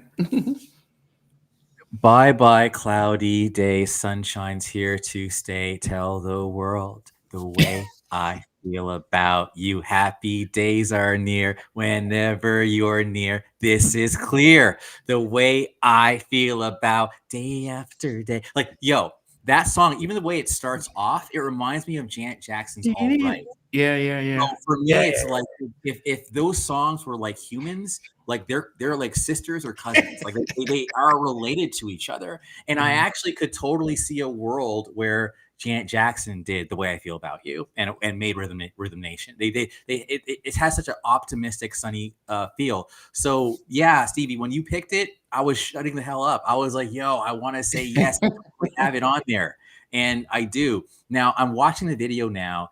And I remember not liking it because I thought of her in the maid outfit. I'm like, man, like, nothing. But like, Karyn, you're like, no, dude, don't be the side character in the video with these randos. You should be the star. So I just remember that being like, this song should have been bigger than it was. But anyway, I love that song, and it's just, oh, it's so sunny. So yeah, The Way I Feel About You. Wow, Love that song, man. Love it. I love that it's there, man. It had to be, right? It had to be. Yes. Yeah. As I said, this was me thinking, and I wonder, because when I spoke with Karyn and she talked about working with Jam and Lewis, they were like, "Man, we shouldn't be doing this album. That you should be doing with LA and Babyface, because they know how to capture you." And listening to it again, I'm thinking, no, it's brought a different side, brought a different energy, and took her to another level, gave her a biggest single to date as well. But number 4 to me, going back to Pebbles, of her Straight from My Heart album, and the falsetto on this track is just breathless, and the production, and I'm like, I didn't hear this at the time, but it's the title track of the album, produced by Carl West, Straight from My Heart. When she just, it's a vibe. The whole album is a vibe. It's the whole album is where you just play it. And the whole club, is it Club Pebbles, like club song, where it starts and when it ends, just tells you this is what the album is. And as I said, anyone, just search Pebbles Straight from My Heart on YouTube or Spotify, whatever it is, and listen to it and tell me if it isn't a vibe. And the way she just delivers in that falsetto voice. And that's when I thought, oh yeah, butterflies and stuff. Amazing. Because I think she sounded, but go back, yeah. I think Pebbles sound her vocals were her best on her third album. I think vocally she was like, let me strip back the music, because in the music that really told the tale. But this album's like she vocally on her points. So yeah, this was in my top 2, this track, but I a few others crept in. So That's yeah, a great choice, man. That's a great choice. I love that you put that song there, man. It's a great choice. Really love it. How many tracks have you picked from that album? So A lot. I picked. Let me see. I picked 3 so far, because we obviously don't want to give the whole 3. Wow. Yeah. So from that album, Yeah, I picked That's three. interesting. A very sophisticated album, man. Very sophisticated. Yeah, it's a great album. Yeah, please. My number 4 is off Karyn White's 1988 album, sampled in 5 songs, including the Brat's We Ready and the incredible Devin Morrison's Samora Hills from a couple of years back, I think it was. This is produced by LA and Babyface. It is a duet. It is Love Saw It, and it is stunning. Yeah. Love Saw It is perfect. This is peak LA and Babyface. Love Saw It. The way the song just starts, it glides, it just, it's magic. Love Saw It. A very sophisticated track. Fantastic production. I just love how everything about this song. Wow. I want to listen to it now. It's great. Love Saw It. That's my number 4. I'd love to see how many tracks have you picked from a debut so far? Is that 3? Have you picked 3 from the debut? I have picked 3 from the debut, yes. Wow. And that's the opposite from the debut. Wow. Number 4 for me it's a Pebbles track, and it's straight from the Heart album. Karyn White did, as I mentioned before, did a track called Slow Down. Mary J. Blige on her debut album did a track called Slow Down. And this song is all about making a guy wait. If you just wait, if you slow down, it's all gonna come to you. And I like that. I like when a woman, it's that suggestiveness that a woman puts out there to you. I really, that turns me on, that. So, but this track in particular is produced by Chucky Thompson, and I'm stunned VJ's not. He could have picked. He said he's not. He's it would have been. Yeah. Oh my God. I love that you put it in your list. This is a brilliant. The beat in this, incredible, and the bass line. Oh my gosh, the beat, and then the song is just. I just think it's a gem. I thought no one's. Maybe you might have picked this, VJ, but it's probably only me that's going to pick this track. But again, I still play it to this day. I play it over and over. I love it. It's brilliant. It still sounds great now. Stood the test of time, I think. Good minter, the beat and the bass. Great soulful R&B track. Pebbles You. Yeah. So from Chuck, another Thompson masterpiece, I think. Yeah. It made my top 10. If we did top 10, it made number 10 for me on Pebbles. Number actually. Yeah. And the thing about that song, it's a proper bad boy song, isn't it? It's like a proper. Yeah. It feels like a proper bad boy production. Yeah, I love it. Very nice. I'm surprised you didn't pick it, I'll be honest with you. Very surprised. There's too many songs. There's like 75, 80 songs here. I mean, how are you going to do it, man? It's too difficult. I just think, for me, if I've got that track per woman there, I know which I'm playing more. Just the way, it's just me. Andrew. All right. So this track at number 4 is a Pebbles track. It's from her second album. And I'm looking at the production. It looks like it was Daryl Simmons and KO. And it's a ballad. It's very just kind of quaint and cute and chill. And it's a song called Stay With Me Forever. Very nice. I'll never let you down. Oh, baby. Yeah. Waited so long. And I love that song. And at one point, I thought it was going to be a top 3, but it just made the top 4. So yeah, I've always loved it. I don't know anyone in my life. I've never talked about that song to anyone in my life until this episode ever. So this is a special moment for me. But I've loved it since I think the first time I heard it was like 93 or something like that. Anyway, love it. And thank you for listening. Stay with me forever. Go. Great choice, man. Yes. Okay. Number 3 for me, top 3. So number 3 for me is, I think this was probably the energy that this woman brings to her performance today. So you check her, if you check her IG or Facebook or YouTube channel, you'd see that she's performing across America, lots of city wineries and places. And if you see her on stage today, it is almost like it was back in the day.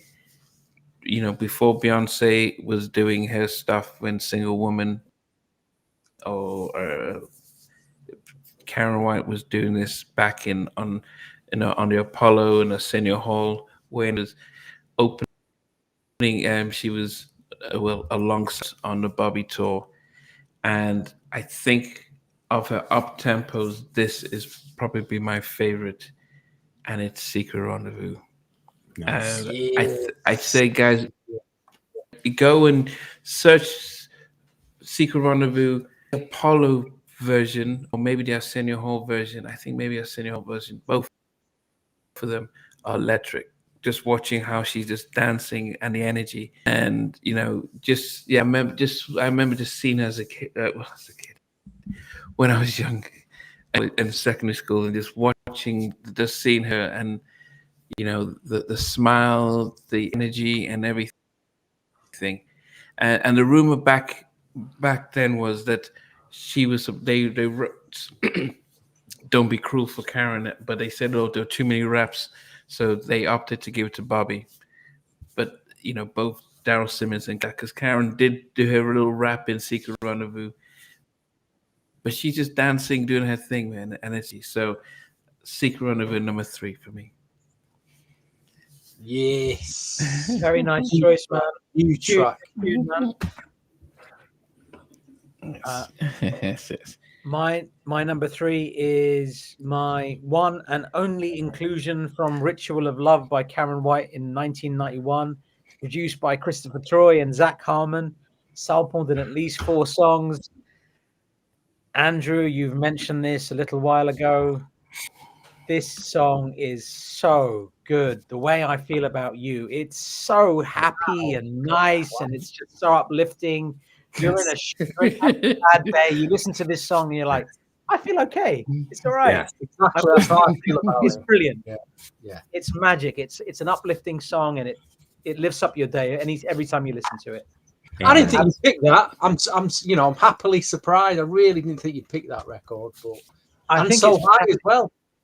It's a brilliant song, and I think there's additional production by Jam and Lewis, if I'm not mistaken, or maybe I'm mistaken there. I'm not sure, but Christopher Troy and Zach Harmon for sure. And Stevie, you mentioned their new Jack Swing productions that they did were just next level. They were like some great stuff with the Mac Band and other people. Did they do some stuff with the Mac Band and other people? I think pretty sure they did. They did a girl group called Times 3 that did a track called Typical Relationship. Didn't they do something on the Today album? Oh, I'm getting mixed up with the characters. Sorry. Characters. Rhonda Clark did some good stuff on very similar sounding tracks on Rhonda Clark's second album to this Ritual of Love. Go back to that album as well. There was a State of Attraction. I don't think that was them actually. Is that time? It's the album after. Okay. Album after the second album. Yep, number 3, The Way I Feel About You, brilliant song. Yep, number 3. Wow. Okay. Stunning pick. Go ahead, Steve. My number 3 is my final pick for Karyn White. So she made it. Wow. As high as number 3. I would argue, controversially, this is her signature track. Like, say, Bobby Brown's Don't Be Cruel is. This is the first track I ever heard from Karyn White, and it's etched in my brain ever since. I think you touched upon it, Namdi. The dance moves. I thought the vocal again, the way she sang the track, the rap, the way she looked in it, the video. This to me is Karyn's signature track. It's a killer. It's next to Bobby Brown's Don't Be Cruel. It's Secret Rendezvous was at number 3 for me. Very nice. my all-time favorite track from Karyn. I just, the way she attacks it vocally, brilliant, absolutely brilliant. I gotta say, so back then, Sorry, monster dance track. I was gonna say, like, when I heard of like LA and Face and Bobby and Karyn, like back in like '89, I was like, man, they are the coolest humans on the planet right now. And there's this sound effect, and I don't know if you guys know what I'm talking about, but it sounds like a clap, right? So you first hear it in Don't Be Cruel, you then hear it in, I think, in Every Little Step, and you hear it in Secret Rendezvous. It kind of goes like, ow, ah, kind of like that, boom, boom, ba-dum, Yeah, boom, yeah. And so the fact that Secret Rendezvous has that, I'm like, I just loved that. They were just so slick. Anyway, and I just in my own. The Boys, you listen to some of the Boys production, some of the mixes they did on the Boys. Yes, Crazy there album. too. It has it on that. Probably in the Mac Band as well. Yes. Sure, it's in the Mac Band. Yeah, some of their tracks. I'm glad you know what I'm talking about. But anyways, Secret Rendezvous unfortunately didn't make my list, but trust me when I say I think very highly of that song. But also in kind of in a mirror of what Stevie did, this is the last appearance by Miss Pebbles. And this track here was produced by, hold on a second, was produced by Pebbles and a guy named Danny Sembello. And I gotta say, Danny Sembello is a name that I didn't realize is behind a lot of hits, like more hits than I even realized. So if you guys don't know who Danny Sembello is, just check him out. But things like Stir It Up and Neutron Dance and, you know, I think some New Edition stuff, he's been around. He did a lot of like R&B stuff. But anyway, this song is the title track to Pebbles' second album and has Johnny Gill singing "You Are My Girl." Anyways, I can't do Bonnie. But the song is called Always, and I actually thought Always was a contender for #1, but no. I searched my feelings, Luke, and decided that nope, Karyn White has 2 bangers ahead of Always. So what will they be? Only one way to find out. Stay tuned. But Always is rounding out my favorite Pebbles song of all time. Wow, great pick. Great pick. Very nice. And I was just going to say, somebody's just pointed out that certain tracks were not included. Now, the rules for this particular podcast are very clear. They have to be on the album. Facts of Love is an incredible song. I'm sure all 4 of us would include it if it was on one of their albums, one of these Karyn White albums. And I would have liked to include this song, which is Not Through Being With You. Michael Jeffries and Karyn White track, produced by Jellybean Johnson. I would love to have included that, but that's not on the list. So unfortunately, we can't include everything if it's not on these albums. The rules are the rules. Do you know what I mean? So at least we mentioned it, though. At least we mentioned it. Those fantastic. The work she did with Jeff Lorber was, and it carried on. It did carry on into a debut album. The work she did, because there was a few B-sides that were released, obviously on the B-sides of the first single albums that she did with Jeff Lorber as well. That could have been included on the album, just to fill it out a bit more, but they didn't. So you mentioned those unreleased B-sides. That's a fascinating conversation. That is another, that definitely some gems there, man. But if you want the whole package, there was a double CD reissue a couple of years ago of the first album that had all the remixes on and had them B-side tracks as well. It's a great package, CD package. Very good compilation. Yeah. Okay. This song was a contender for #1, and it is, but #1 just edged it slightly, and it's and sometimes when a song has amazing chorus, when it has the background singers on it, and I think that's what sort of got elevated a lot in the 90s, the background vocals had the singing, like Every Little Thing You Do, the song of almost singing back, that disappeared completely from modern day R&B now. Is where the same person sings throughout, and you miss that collaboration. But this song, I think the chorus actually is probably my favorite part, but her delivery throughout, and at first I had to stop to listen to see, wait, is she talking to somebody in this, or is it just her? And of course it was Pebbles singing with Sherelle saying, and Sherelle answering back, and you have Johnny comes through, Always. Please, if you guys have not listened to Always by Pebble, it is such it is such a infatuate. It's such an amazing track. Um, the chorus, the backing singing, so Sherelle and Johnny Gill giving the backing singers, and Johnny comes in, and I'm thinking about what Johnny does here is what Tammy Lucas was supposed to do in Goodbye Love. She was supposed to be more pronounced in that, and they lowered her vocals, but to see how they're singing on this song, oh man, it was almost going to be number one, but there was just another song that topped it. But I just said Pebbles, man. You took it to school in this one. Okay, so she says that Sherelle and Pebbles are blood cousins. I didn't realize that. Yeah, they're cousins. Together. They're cousins. Love But I did wonder why, because the link is Sherelle and Jimmy and Terry. Right. But just that whole dynamics and the whole family dynamics there. Oh goodness, that's my jam there. During the pandemic. Okay, Hopeful says she Amen. discovered it during the pandemic. Was on repeat. Just amazing song. Yeah, it is a great song, man. Great choice, man, from you and Andrew, man. You guys have really rated that song, and I understand why. And I think, was it Derek? I think Derek might have been mentioning. I didn't realize this, but now that you've said it, I'm just hearing that. I think he said "Feel So Much Better" by Johnny Gill features Karyn White and Pebbles on backing, which love it.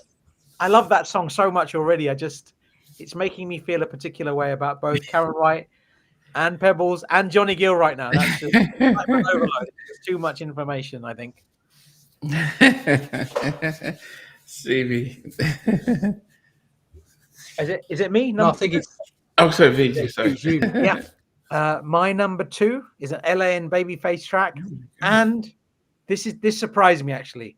I was convinced that Karyn White would hold my number 1 spot, but this is my last submission by Karyn White. It's at number 2. It's sampled in at least 2 songs, and it is, of course, the incredibly infectious Secret Rendezvous. What a song! What a song, man! This song is just like fantastic. The production is just stunning. Everything, just the way it all comes together, it just energizes you. You're going on a night out and you want to listen to a song to get you in the mood to go out. This is that song. Secret Rendezvous is it. Lovely. Damn. Number 2. Number 2. I love it. Okay. Wow. Steve. Number 2, obviously it's a Pebbles track. I'm going to, before I mention this track though, because it does relate to what I'm about to say, I think I can pinpoint now 3 Pebbles tracks that I think were kind of production wise very ahead of the time. The first one was from '86 that did end up on a debut album, but it was on a soundtrack first, and it's produced by Andre Simone. And I feel so bad that I've not included Love Hate. You listen to the production in that, the drum, and what they're doing technically in that, just so ahead of its time. The second one was obviously Girlfriend. If you listen to for '87, the way LA. There was nothing that sounded like that in '87. It was just like, I think that's probably why I just didn't get it. I just really didn't get it till later on. But I pinpoint that, and on a pinpoint this track. This is where Ellie and Babyface looked at what was going on in terms of what Teddy was doing, in terms of what the sound Dallas Austin brought out. And I think they changed the sound. They definitely changed their New Jack sound. Because if you compare the New Jack sound of, say, well, it's not a new. You could say compare the sound they did on Girlfriend to the sound on Giving You the Benefit of the Doubt. Totally different production sounds, but Giving You the Benefit of the Doubt I just think that is a killer. Especially the club. Wow. Killer New Jack. Yeah, man. It's a brilliant. Classic, heavy, hard, grooved New Jack. The beats, they changed it up completely. Again, I think ahead of the time. Totally ahead of the time to move along with what was going on. But Pebbles giving you monster. At first it was my number 1, but I've kind of pushed it back to number 2. But there's a reason for that anyway. Nice, man. I'm glad it's so high on your list, man. What a Well, song. think about them 3 tracks and the actual sound of the production. All 3 very different, but all very ahead of the time. I thought really pushing the boundaries. You just don't get that now. You don't get it. Yeah. With artists and producers. They're still on the trap beats, still on them same old tinkly little, Oh well. Okay. Andrew. All right. Before I say my number 2, I think one of my favorite things about doing these shows is I always come away with newfound respect for certain tracks. And I think that I now have newfound respect for Give Me the Benefit, and I have newfound respect for Secret Rendezvous. I obviously like them both, but now I'm going to give them another listen and go, you know what? And peep out those remixes.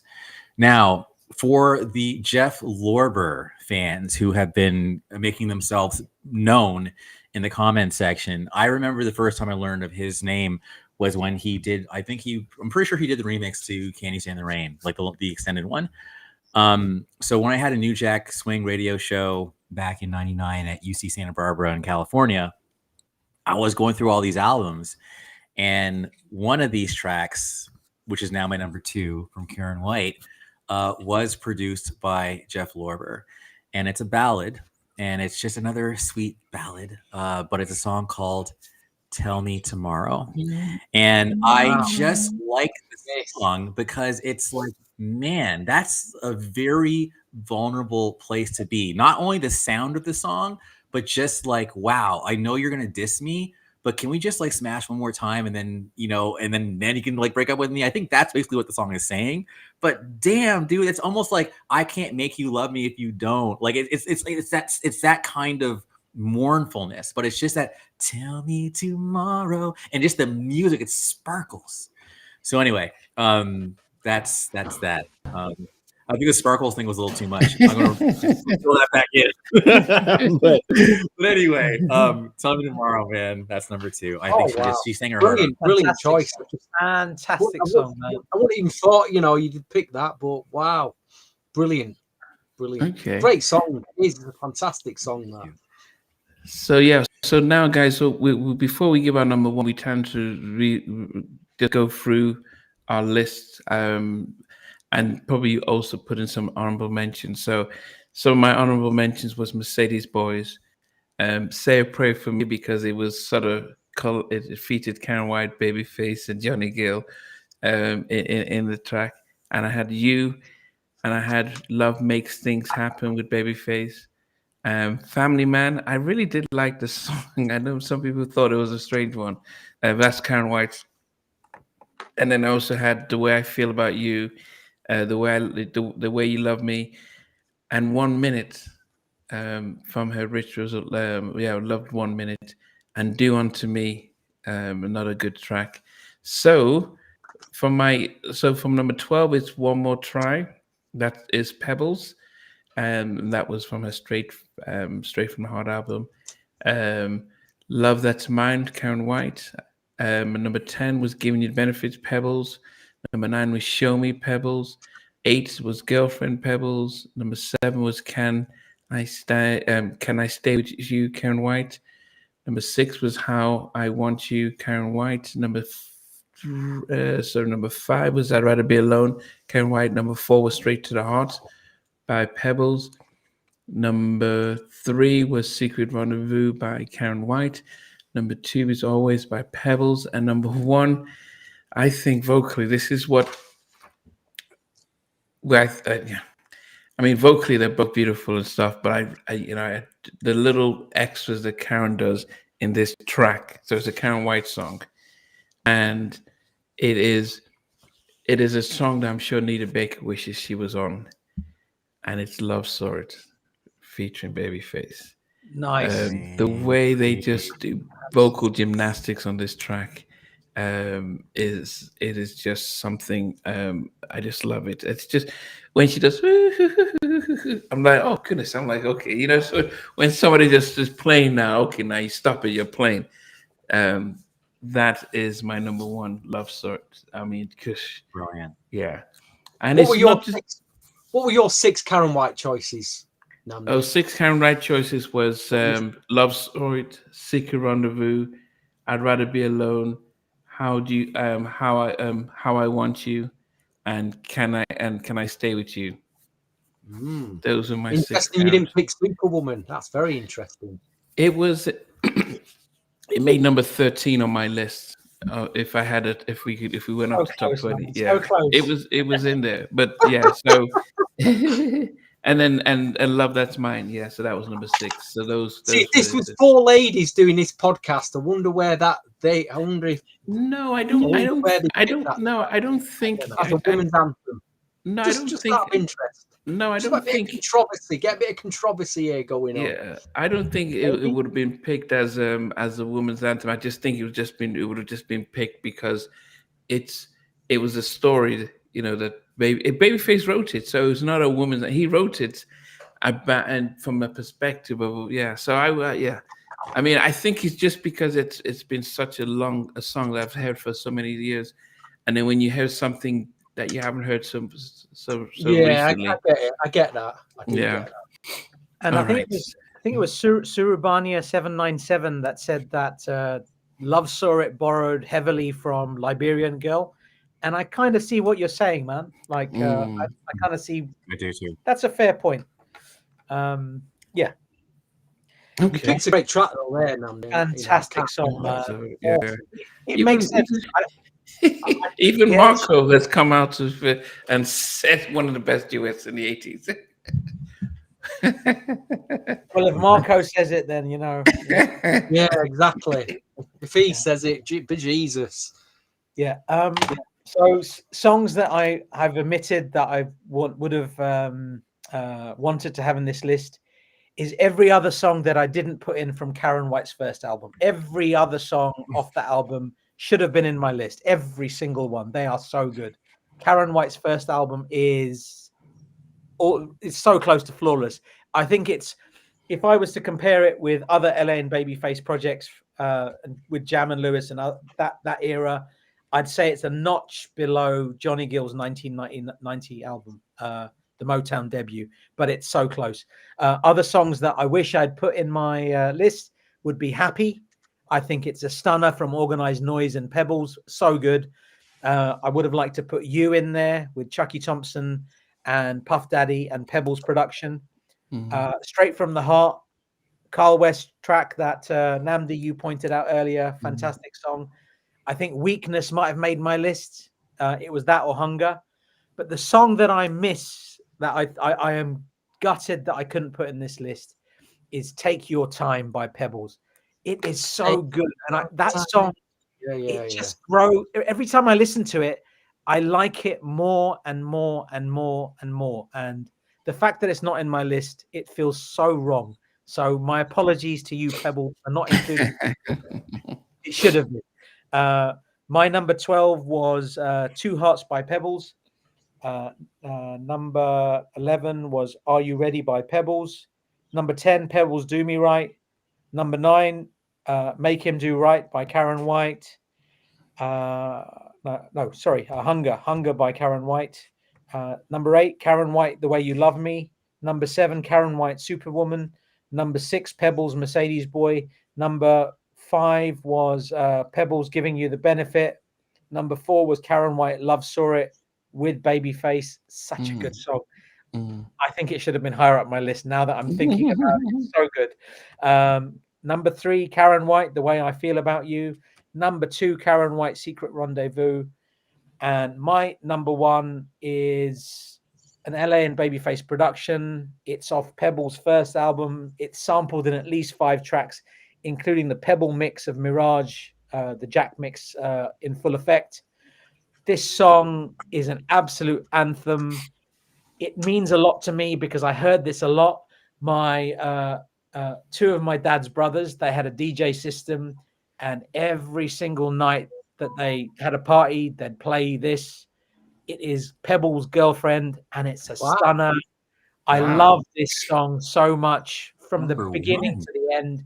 It reminds me of like music reminds us of something that happened. It transports us to a different moment in time.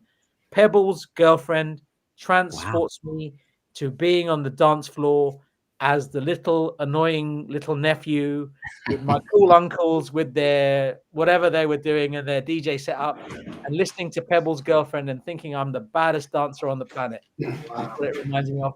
Pebbles' Girlfriend, number 1. Wow. High praise. Tune, man. Big tune. Damn. It's so good. I love it. I love it. Yeah, our lists are different. I love this. I knew it was going to happen. Okay. Well, I didn't pick Girlfriend. Did you pick Girlfriend, Namdi? Yeah, it was number 8. So it's had 2 picks so far. Mm. Anyway, we'll get to my top 12. Honorable mentions. Just a couple of tracks from this that I didn't pick. Romantic. Just again, I used to play so much. And also the Michael J. Powell, as a producer and a songwriter, wrote Tears of Joy. That's a great track on this. And he did stuff with Anita Baker as well. But Michael, what a talent Michael J. Powell is, and got to work. And I didn't include Pebbles' Two Hearts. Just absolutely love that record. But number 12, Pebbles, Are You Ready? The Mario mix. Number 11, Karyn White, How I Want You. Number 10, Karyn White, The Way I Feel About You. Number 9, Pebbles, Mercedes Boy. Number 8, Karyn White, Weakness. Number 7, Karyn White, Hard to Say Goodbye. Number 6, Pebbles, Do Me Right. Number 5, Karyn White, Slow Down. Number 4, Pebbles, You. Number 3, Karyn White, Secret Rendezvous. Number 2, Pebbles, Giving You the Benefit of the Doubt, the extended club mix. And this is a really hardcore pick for my number 1. Gosh, if I ever, and this is a big if I ever get married, I've shown you that Nigerian girl. I've shown you that Nigerian girl. Well, that's a huge if. This would get played at it. This would be my wedding just because of the lyrics. It's just got a deep, sophisticated, soulful groove to this. It rips me guts out every time I play it. I still play it now. I still want to just, after the pot, just rush away and get my headphones on and listen to it. It's a Pebbles track. Wow. And it goes, I've waited so long. And the chorus is, stay with me forever. Yes! Oh my gosh. We are soulmates. Oh my God. It's a killer. It's an my God. I couldn't put that anywhere else but number 1. It just destroyed that record. Wipes me out. Absolutely wipes me out. Pebbles, if you're listening, that track is just, my gosh. It's a great one, man. I love the way she sings it. I love the way she sings that record. I waited. She opens her mouth because I waited so long. Oh my gosh. Stay with me forever. That's what you want when you get married, isn't it? You hope the person will stay with you forever. Oh my God. So there you go. You down. Like the run she does towards the end. My God, yo. High praise. I'm so happy you picked it as well, Knight, because I thought there's probably only me who's going to pick this track. I love that, man. I'm pretty sure Lando said he sang that from his dorm room. It is everything. It is. That's the way it makes me feel. That's awesome. I love that. Or maybe it was, yeah. All right. So, yeah, man. Okay. So, my honorable mentions are the following. From Pebbles, it's Give It To Me. Give It To Me. Angel by Pebbles, actually, from her third album. And then I Can't Help It. That floored me. I was like, I did not expect a Michael Jackson cover to be on that album. And I think that just needs to be mentioned. Now, for Karyn White, absolutely love That's Mine. That was like playing in my head the whole time. That should have been a single. The Way You Love Me. I love that song, and I just can't believe it didn't make my list. But that is absolutely one of my favorite Karyn White songs. But I think I actually played it out. I played it too much, and I just got sick of it. Tears of Joy. A couple people mentioned it in the comments. I love that song from the second album. And then, of course, Slow Down by Karyn White as well for honorable mentions. Now getting to my list. So my top 12 were Soul Replacement by Pebbles, Mercedes Boy by Karyn White, Pebbles. Oh my God. At number 11. Number 10, Love Saw It, Karyn White. Number 9, Romantic, Karyn White. Number 8, Hard to Say Goodbye, Karyn White. Number 7, Why Do I Believe, Pebbles. Number 6, Love Makes Things Happen, Pebbles. Number 5, The Way I Feel About You, Karyn White. Number 4, Stay With Me, Pebbles. Number 3, Always, Pebbles. Number 2, Tell Me Tomorrow. Tell me tomorrow. By Karyn White. And number 1, no one has mentioned this song, not in the comments, not on the podcast. And I'm slightly relieved that Karyn's not going to hear me butcher her song. But I have to sing this Karyn White song because to me it's pure, unadulterated, straight ahead Jam and Lewis. Okay, here we go. Get one shot.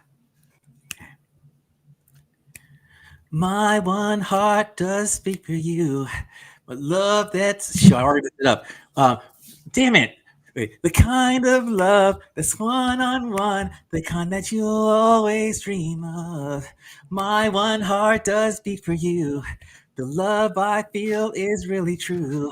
The kind of love that's one-on-one, the kind that you'll always dream of. In my head, it was so much better than that. But anyway, One Heart by Karyn White on the second album is like my favorite Karyn White song of all time. And I want to do I Do Love You, baby, I do love you. Can you imagine Ralph doing that? Kind of love that's one-on-one, the kind that you'll always dream of. I love that song. So One Heart. Wow. That is a hardcore pick. That is a true hardcore pick. Yeah, I see it here. So it was the hardest, as I said. Maybe we didn't. In one case, I was going to say we didn't think it through. We should have just done one artist and their catalogs, or we just done one of the albums. But in a way, it was befitting to be able to bring these two queens together and to celebrate their music, because everyone that's been able to watch and join us can go back and rediscover their catalog and celebrate the uniqueness. They were very different, but they were brought together by the fact that they worked with some of the same producers, but they're all part of the family. Jam Lewis, Babyface, and L.A. Reid were all, they all work, everyone was all one and stuff, and it was just a time of great music. And as I said, the fact that Karyn featured on Say a Prayer for Me, there's ad-libbing and everything, so there was no rivalry, but it was such an amazing episode to be able to do it. And we want to thank Karyn for joining us at the beginning and really pushing this episode out there as well. We wanted to also rank the 6 albums from number 6. Can we get to the master list? Let VJ do that master list first. Dying to know. Sure. What was I going to say? Shout outs to Claude, Brandon, Mandeep, Renge, Chris Marr, Bashir, everybody else that submitted the lists. There are some interesting selections on here. I'm only going to go from 25 down. There's too many songs. Sorry. So 25 was Pebbles, Say a Prayer for Me. So just so you understand the master list, everybody submits their lists, and it's an overall list based on everybody's submissions. So 25, Pebbles, Say a Prayer for Me. 24, Pebbles, Love Makes Things Happen. 23, Pebbles, Give It to Me. 22, Pebbles, You. 21, Pebbles, Take Your Time. Thank you to everybody else that's put that in. I feel so bad that it wasn't in my list. 20, Pebbles, Do Me Right. Number 19, Pebbles, Are You Ready? Number 18, Pebbles, Always. Number 17, Karyn White, Walking the Dog. Number 16, Karyn White, Tell Me Tomorrow. Number 15, Karyn White, One Heart. Number 14, Karyn White, Superwoman. Number 13, Karyn White, Romantic. Number 12, Karyn White, Hungah. Number 11, Karyn White, Hard to Say Goodbye. Number 10, Karyn White, Slow Down. Number 9, Karyn White, Love Saw It. Number 8, Karyn White, The Way You Love Me. Number 7, Karyn White, Don't Mess With Me. Number 6, Pebbles, Stay With Me. Wow. Number 5, Pebbles, Mercedes Boy. Number 4, Pebbles, Giving You the Benefit. Wow. Number 3, Karyn White, The Way I Feel About You. Wow. That was a wow for me as well. Wow. But it makes sense. If you listen to it, it's so good. That song's so good. Number 2 was Pebbles' Girlfriend. I knew it. Number 1, Ooh. Karyn White, Secret Superwoman. Rendezvous. Yes. Rendezvous, number 1. Yes. Woo! What a tune. All right, my bad. Wait, Superwoman didn't make the list? Superwoman was in there. Oh, I didn't hear it. I didn't. Superwoman was number 14.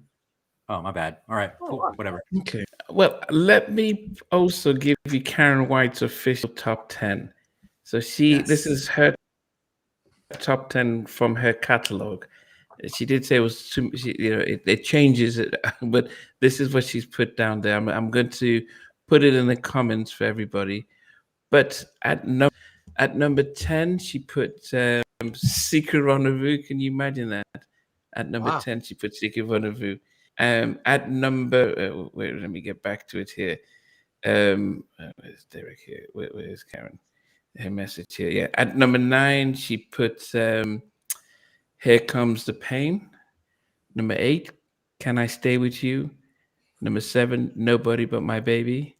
Nobody But My Baby. Yeah. Number 6, The Way You Love Me.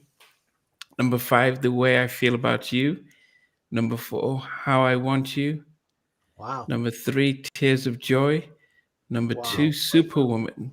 And number 1, Love Sword. Yeah. That is a favorite song. Yes. Yeah, so man. This is that is Karyn sense, White's official top 10 songs right now. It did say it changed, but I'm surprised that she put Love Story at number 1.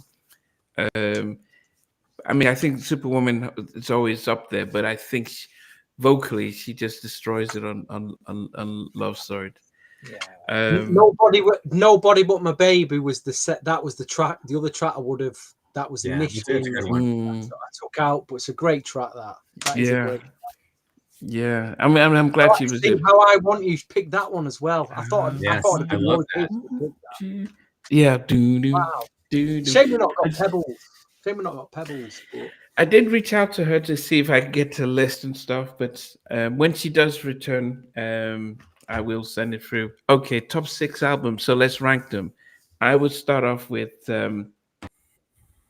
at number 6. I had the Pebbles debut album. I only had one song from it. Wasn't my I only had one song from it. At number 5, I had Make Him Do Right by Karyn White. At number 4, it was Oh Wait by Pebbles. Number 3, Straight to the Heart by Pebbles. Number 2, Rituals of Love, Karyn White, and number 1 was her debut album, Karyn White album. I just, an album full of classic, and it just takes back memories. And but yes, so that's Rituals of Love. I just thought the energy with Jam and Lewis just created something different and magical. But Straight to the Heart was my highest rated Pebbles album. Wow. Yes. Wow. Paige, what about you? Before I share my list, I just wanted to show you this. This is the Karyn White album, Carpe Diem from 2012, produced almost entirely by Derek DOA Allen, who Namdi, you've interviewed, I think, in the last week or so. Brilliant, back in the studio. You've got to listen to this song on here called So Weak. It's so good. All right, back to my albums. Number 6 is the 91 album by Karyn White, Ritual of Love.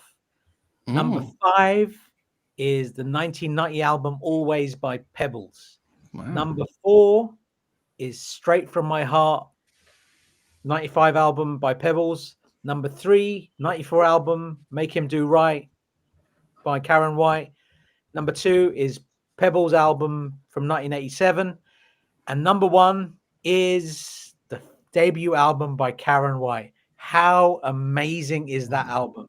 If if I am saying it's a notch below that Johnny Gill album from 1990, that is the biggest compliment I can give an album, because that Johnny Gill album is, if Johnny Gill is 100%, 100 like 100 out of 100, let's just say for argument's sake, this is like 98 or 99. It's there. It's so close. Hey, you know, she sang on Phil with a Friend and some others. She did all the backings. Exactly. They were like. This is an Indonesian copy of the first album. And on this album, the album's not called what we know it as. It's called The Way You Love Me. Yeah, very strange. But Indonesian copy of that first album is the one for me. Out of all of these, by a country mile, nothing comes close to it. Stevie. My top 6 doesn't make any sense at all, but I kind of ranked it in what I play the most. Doesn't mean to say they're the best album, but at number 6, I had Pebbles Straight from the Heart, because I only really played 2 tracks from it, but I gave it a rating of 7 out of 10. Number 5, I got Karyn White's debut albums at number 5. It doesn't make any sense, because it's a great. I didn't buy it at the time. I bought all the singles, but I'm contradicting myself because I've got Slow Down in my top 5. But I didn't buy the album at the time, and that's the only reason. I've listened to it more now. Number 4, I got. It shouldn't be at number 4 because I'm going to move it to number 2. So number 3 is going to be Pebbles' debut album. Again, I didn't buy it at the time, but now I'm listening to it a lot. So it's made my number 3. Number 2, I'm going to go with Pebbles Always. Again, I just bought Giving You a Benefit of the Doubt. I didn't buy the album at the time. I got it later on, but I love that album now. So number 2 is Karyn White. I remember buying his CD when it came out, playing it to death. So it's made my number 2. And number 1, again, I played that to death when I bought it when it came out. Played it to death. So it's number 1. So there you go. Yeah, it don't make any sense though, does it really? I ranked them all 7 and 8 out of 10. Ranked them all pretty high at 7 and 8 out of 10 as albums. Yeah. I think if I rated albums, probably because I won't say felt dated. It felt 80. It got those early 87. Go ahead, Andrew. Yeah, no, exactly. So my number 6 was Pebbles' first album, Like You Namdi. My number 5 was Make Him Do Right, Like You Namdi. Now We Differ. Number 4, I had Pebbles Straight from the Heart, or Straight from My Heart. Number 3, then I have Karyn White's debut album. At number 2, surprisingly, even though this album gave me my top 2 of all, was Ritual of Love. So at number 1, from an album listening standpoint, I gave it to Always by Pebbles. I think I can just hit play and let the whole thing play. And especially that back half, right after the whole second side is like, I think, strong. Good Thing's the weakest one on the track. It's the last song. But from Give It To Me, all to Why Do I Believe, then Always, then Stay With Me, it's just what? And then the album kicks off with Giving You the Benefit. Backyard is cool. I mean, but it was a single. But then Love Makes Things Happen. Then Say a Prayer for Me, which is also decent. And then you have that little Why Do I Believe prelude. So, as an album, I think Always for me is I feel so bad for not buying the album when it came out, because I've missed getting into it so many years later. Kind of kicking myself. Yeah. So before I say too much, I just want to say, before you suggested that, I was like Karyn won, like in my brain. But then when I look at the albums, then it's like, but for the albums, for me, Pebbles won. So now I feel like all is right in my world.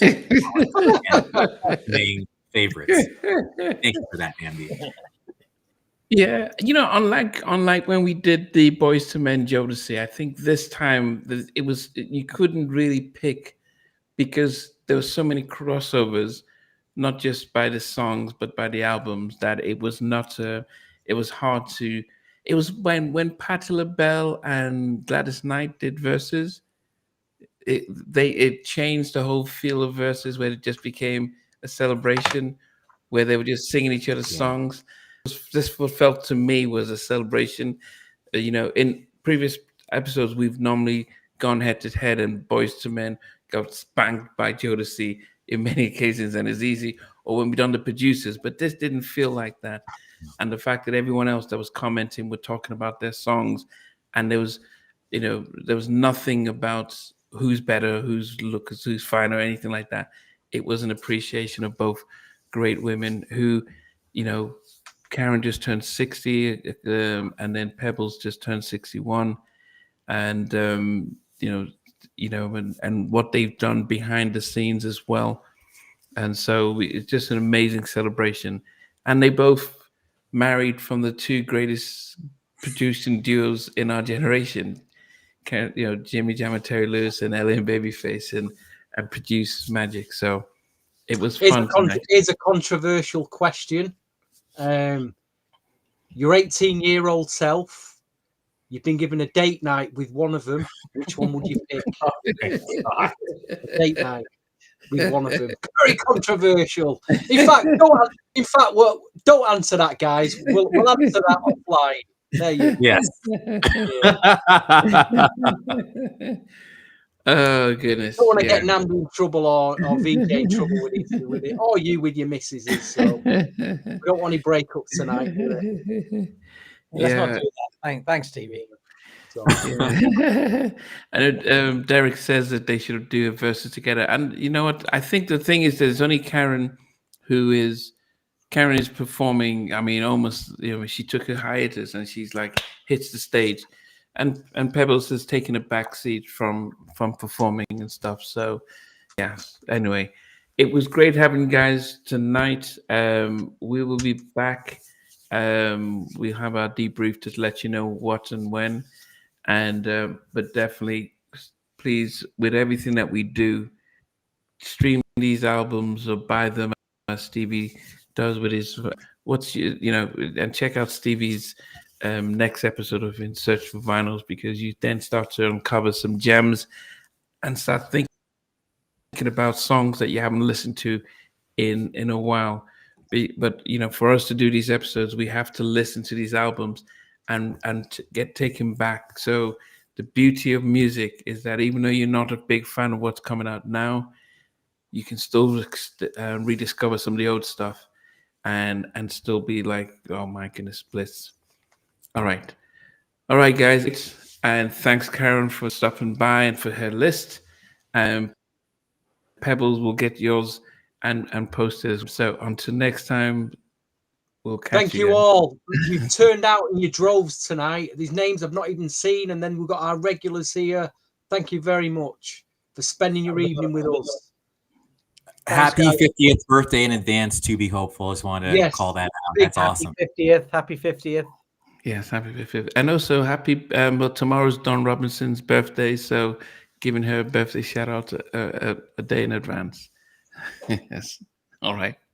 We'll catch you guys soon. Ciao. Stay with us always.